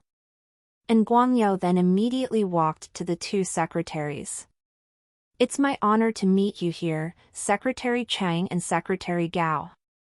I'm the chairman of Xinhua Real Estate," and Guangyao said to them. "Nice to meet you too," Secretary Chang said with politeness. As the secretary of the Housing Authority, he understood that a person in a position higher than the director demanded this land acquisition. The Xinhua Real Estate had a greater support from the government, so he had to be polite and careful. He also knew that this deal was of great help to the development of the new city. And Hongyun Real Estate's behavior had already annoyed the citizens living in this street. However, Xinhua Real Estate was willing to acquire this land at a reasonable price, which those citizens agreed on. All they needed to do now was to go through the procedure. Then, they started to sign the contracts. The citizens were divided into 3 groups according to house number. In the beginning, it was chaos, but with the help of the security guards, it was soon in good working order. The compensation was decided by the living space on the premises permit. Workers from the Housing Authority would also check the documents that they brought here with them. The foundation was 20,000 yuan, and the building area was 10,000 yuan per square meter. Self-built houses had the right of foundation property, while that of the tall buildings naturally belonged to the state. Therefore, Gu Ning had to buy the right of foundation property from the government later. In the beginning, many thought that they should be paid in cash, but now all agreed to be paid by transfer. It wasn't safe to carry millions of yuan in cash after all. Some also wanted a house as compensation. The house price was 8,000 yuan per square meter in this area. If one wanted to use the compensation to buy a house, he could have a 20% discount of the actual house price. A 20% discount could save a lot of money, so many were willing to buy a house with the compensation.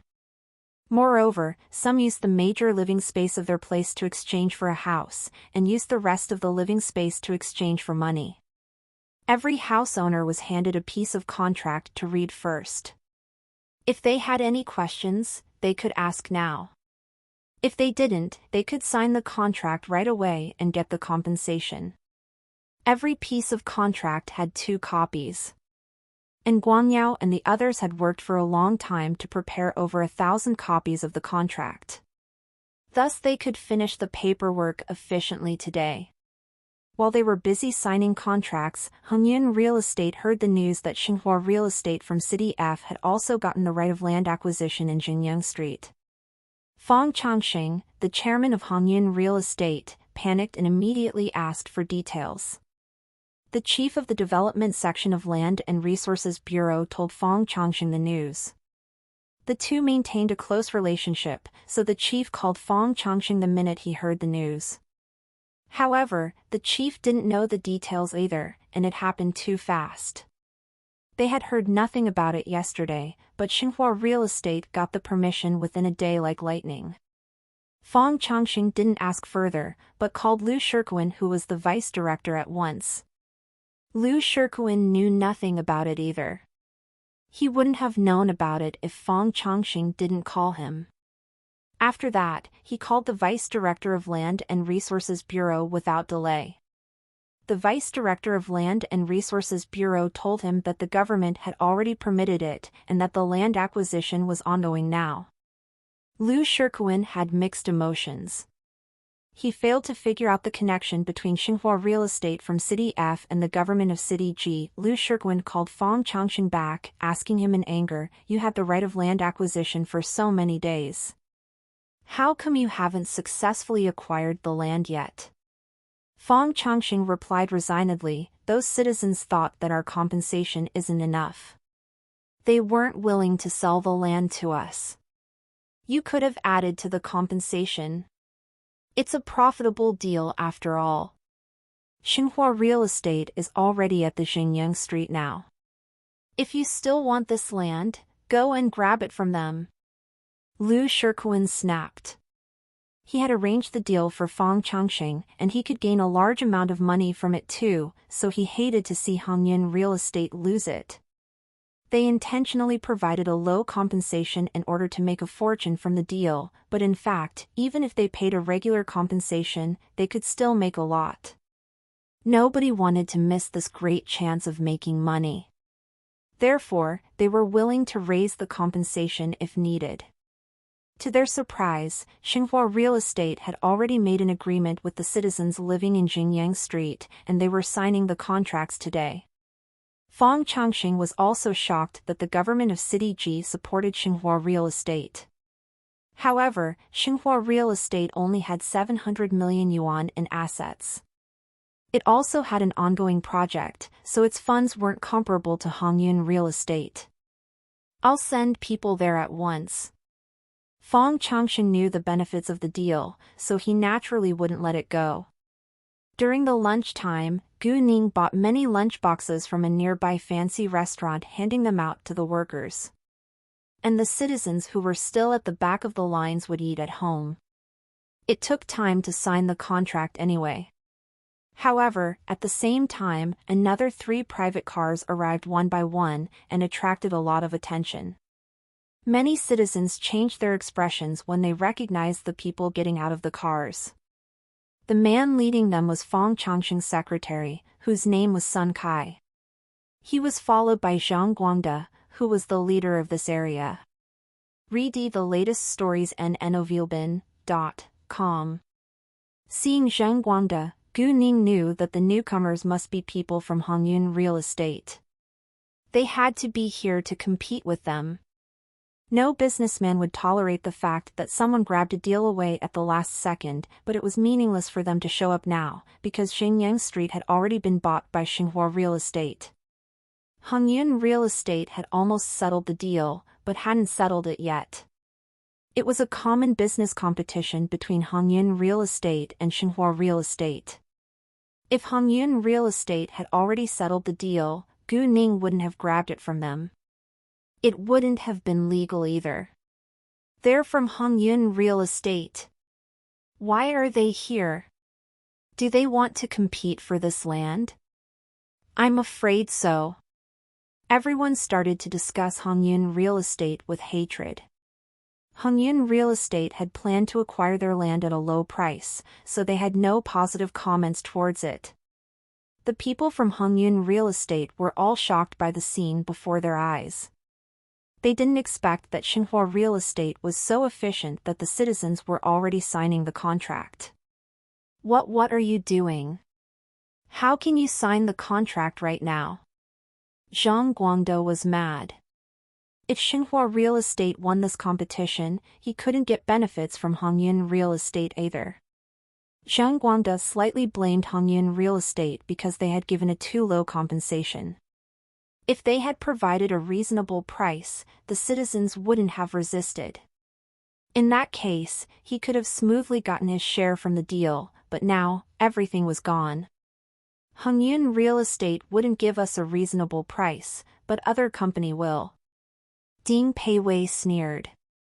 He was more than happy to see Zhang Guangde being so mad.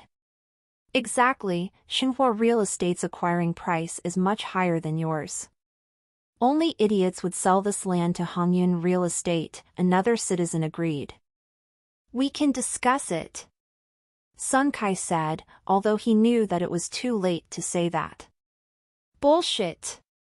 We protested for several days, but you weren't willing to raise the price. You simply wanted to snatch this land from us because no other real estate companies dared to compete with you due to your network in the government. Now Xinhua Real Estate is willing to give us a reasonable price, and you come here wanting to discuss with us? No way.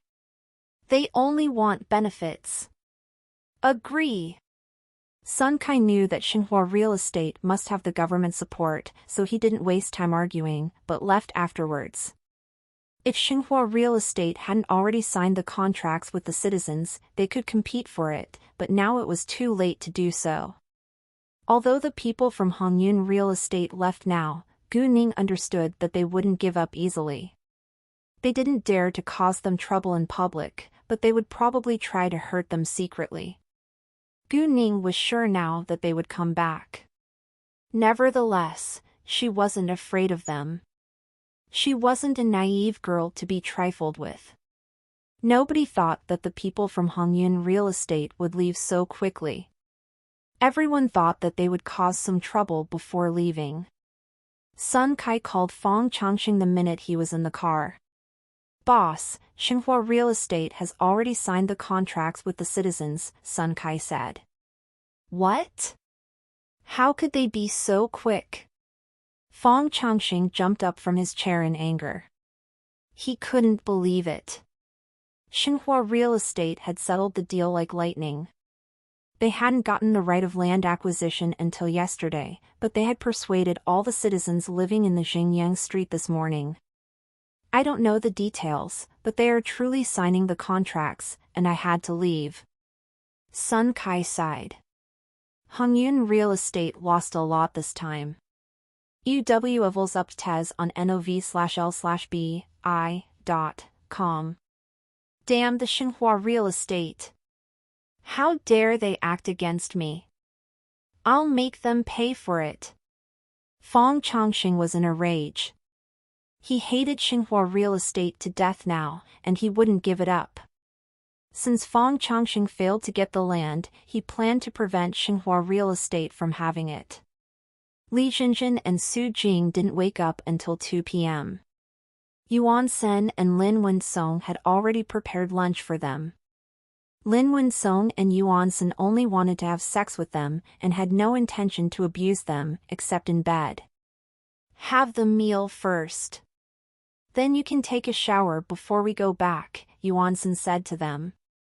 Li Jinjin and Su Jing glared at them but didn't dare to resist, because they weren't able to do so. Thus they had to follow his order. After that, Lin Wensong and Yuan Sen sent them back. On the way, Lin Wensong warned them, "You two better keep it quiet, or you'll be the only people who will be punished. As long as you play with us these days, we'll let you go once we lose interest."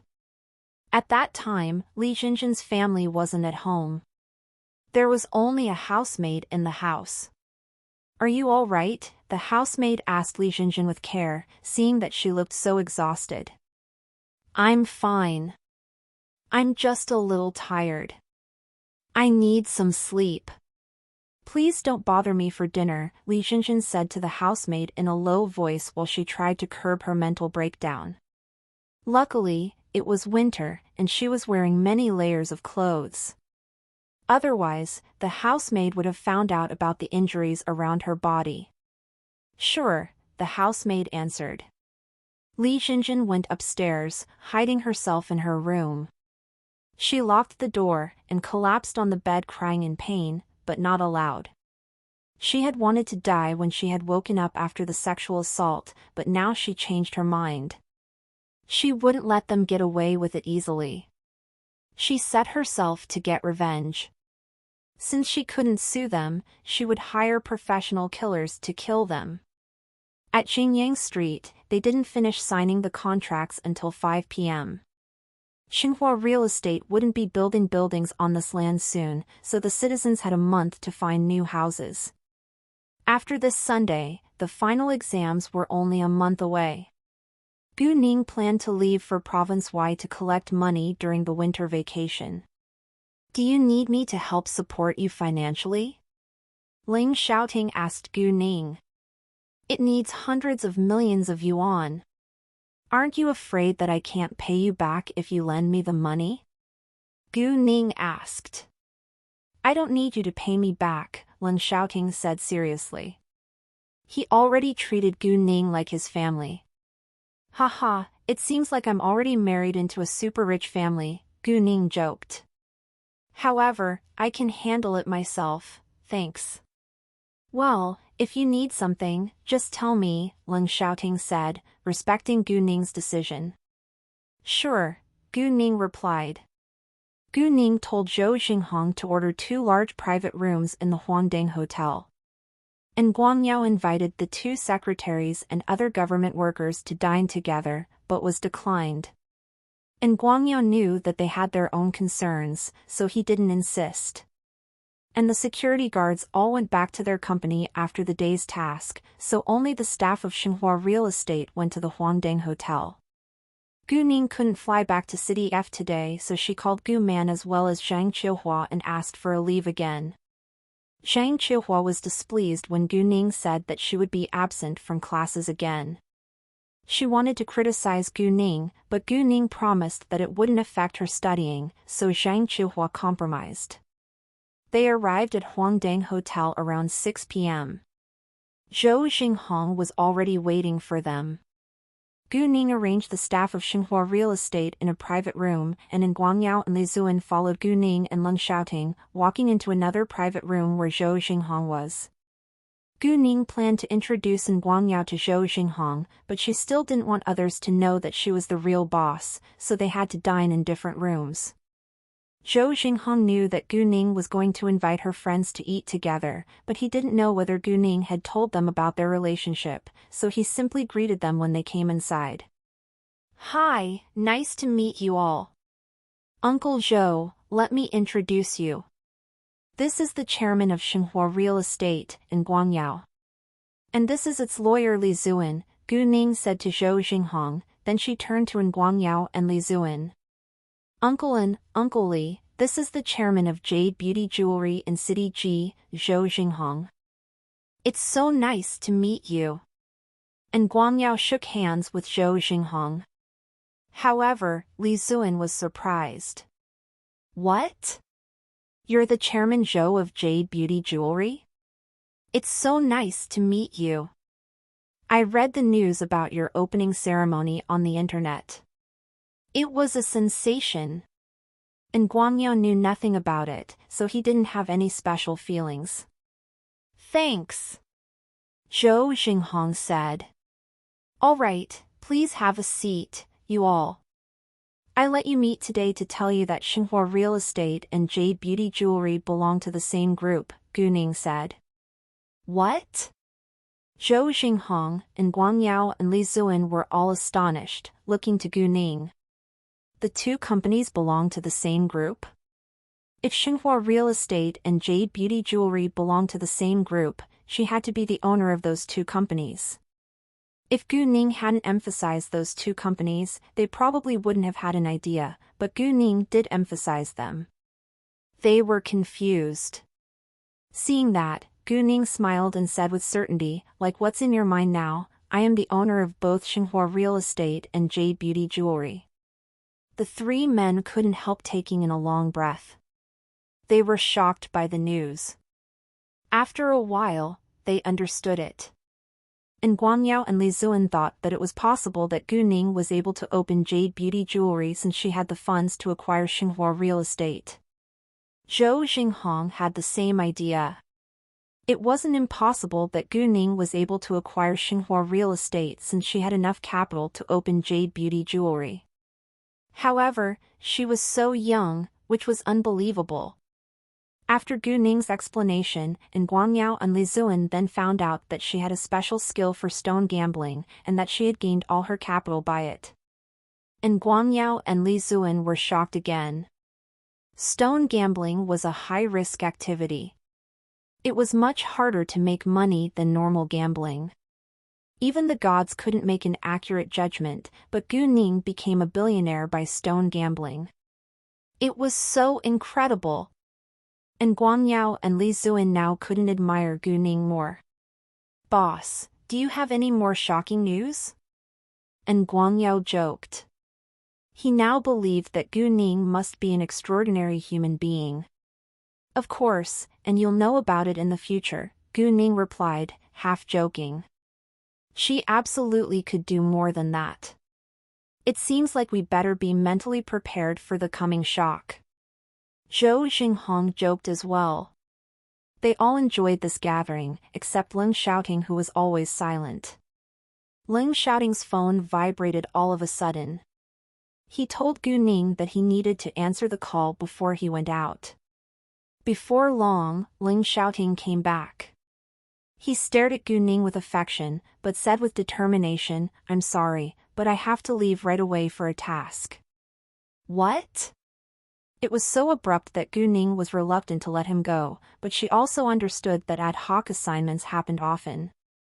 "Is it an emergency? Do you have time to eat first?" "I don't think that I have time to eat right now. I'll come to you once it's done," Ling Xiaoting answered. "Sure, let me walk you out," Gu Ning said. Find updates on n/v/elben.co/m. Hearing that Ling Xiaoting was leaving, and Guang Yao and the others all wished him good luck, Gu Ning walked Ling Xiaoting to the parking lot.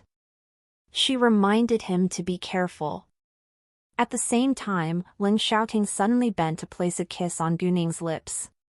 Although he still felt shy because of the last kiss, he loved the feeling of it, which made him want it more. Since they were going to be apart, only a kiss could alleviate the lovesickness. "I'll be back by your side," Ling Xiaoting promised. Gu Ning then watched the man disappear from her sight. She felt so lost when he was gone. However, it was unavoidable that they both had to work and would be apart once in a while. When Gu Ning went back to the private room, the dishes were already on the table. The rest of the people around the table were all curious about Ling Xiaoting's identity, but no one asked. None of them liked drinking, so they didn't drink at all. During the meal, they kept discussing. "Uncle Lin, I plan to build an office building outside of the living area on Jingyang Street. It doesn't need to be very big, 300 square meters with 5 or 6 stories will be enough. It'll be the branch of our group and the office building of Xinhua Real Estate as well as Jade Beauty Jewelry in City G. I've already made up my mind to set the headquarters in the capital, because I'm going to apply at the Capital University. I also plan to live there afterwards. I'll leave for the capital to see whether there is a suitable office building on sale or appropriate foundation to build one this vacation. The name will be the Xingning Group. I decided to run the real estate and jewelry business across this country. There will only be branches in City F and City G. In addition, I'll also be involved in other industries in the future, including entertainment," Gu Ning said to them. The reason why Gu Ning aimed at the real estate and entertainment industry was that the Tang family was mainly involved in those two industries. Hearing Gu Ning's blueprint, the three of them all rounded their eyes in shock. If another teenage girl said that to them, they probably would think that she must be crazy or naive, but the girl was Gu Ning. They instead believed that she was more determined than ambitious. And no one doubted her ability. It was the truth. She seemed to be an ordinary high school student, but owned a real estate company with around 700 million yuan in assets and a jewelry company with several hundred million yuan in assets, all within a month. And the value of the jewelry company's assets wasn't less than that of the real estate company.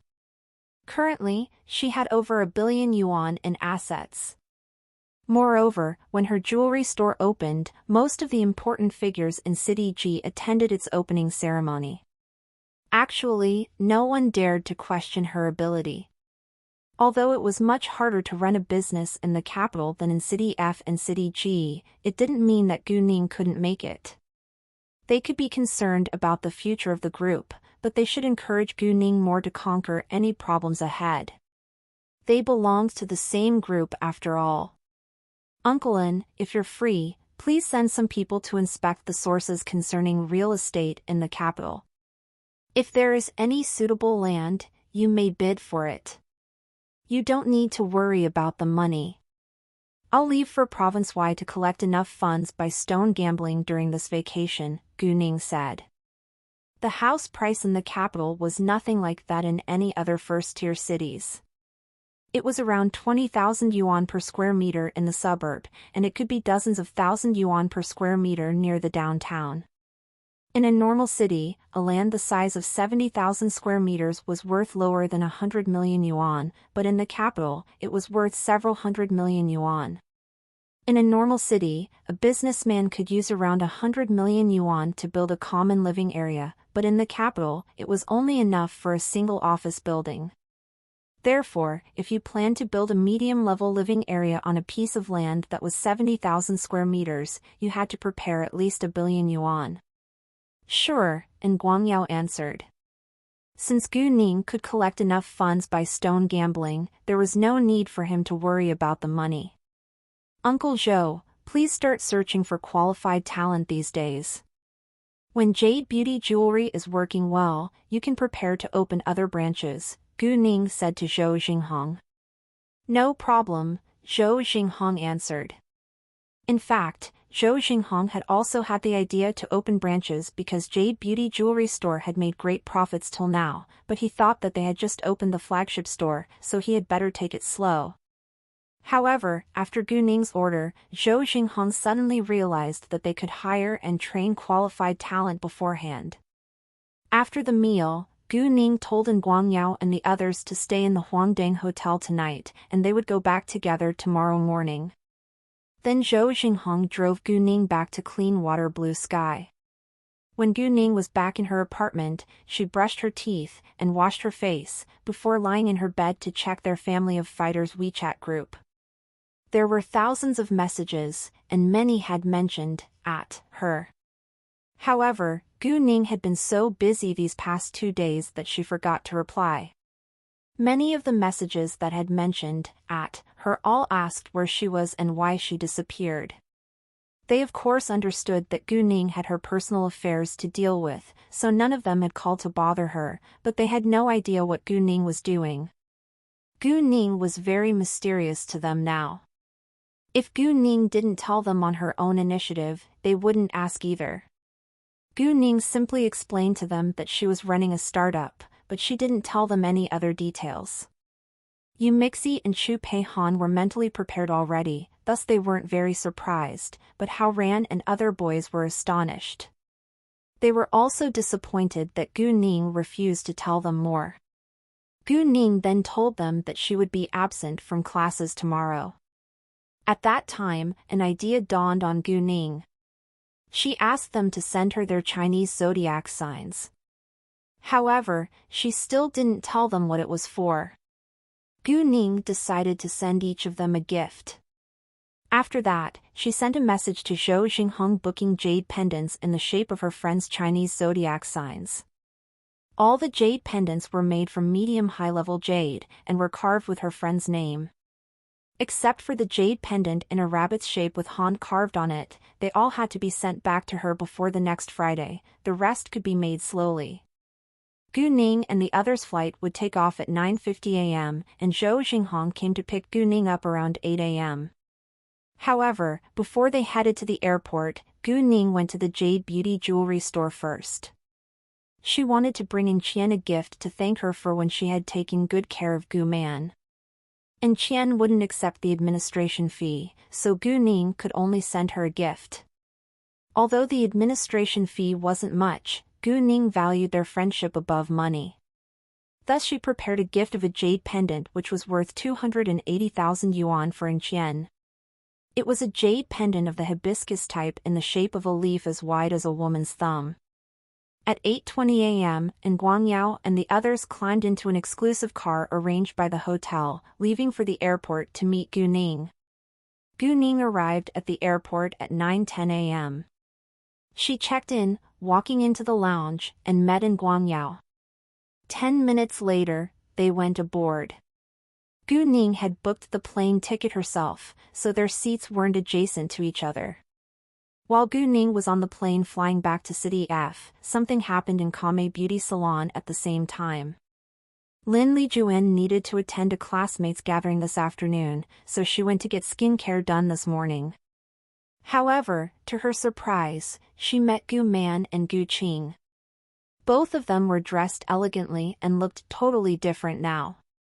Both Gu Qing and Gu Man had been beautiful girls when they had been young, but what had happened in their miserable lives had aged them fast. However, their lives were completely different now. Although they weren't young anymore, they were still elegant and charming after comprehensive care.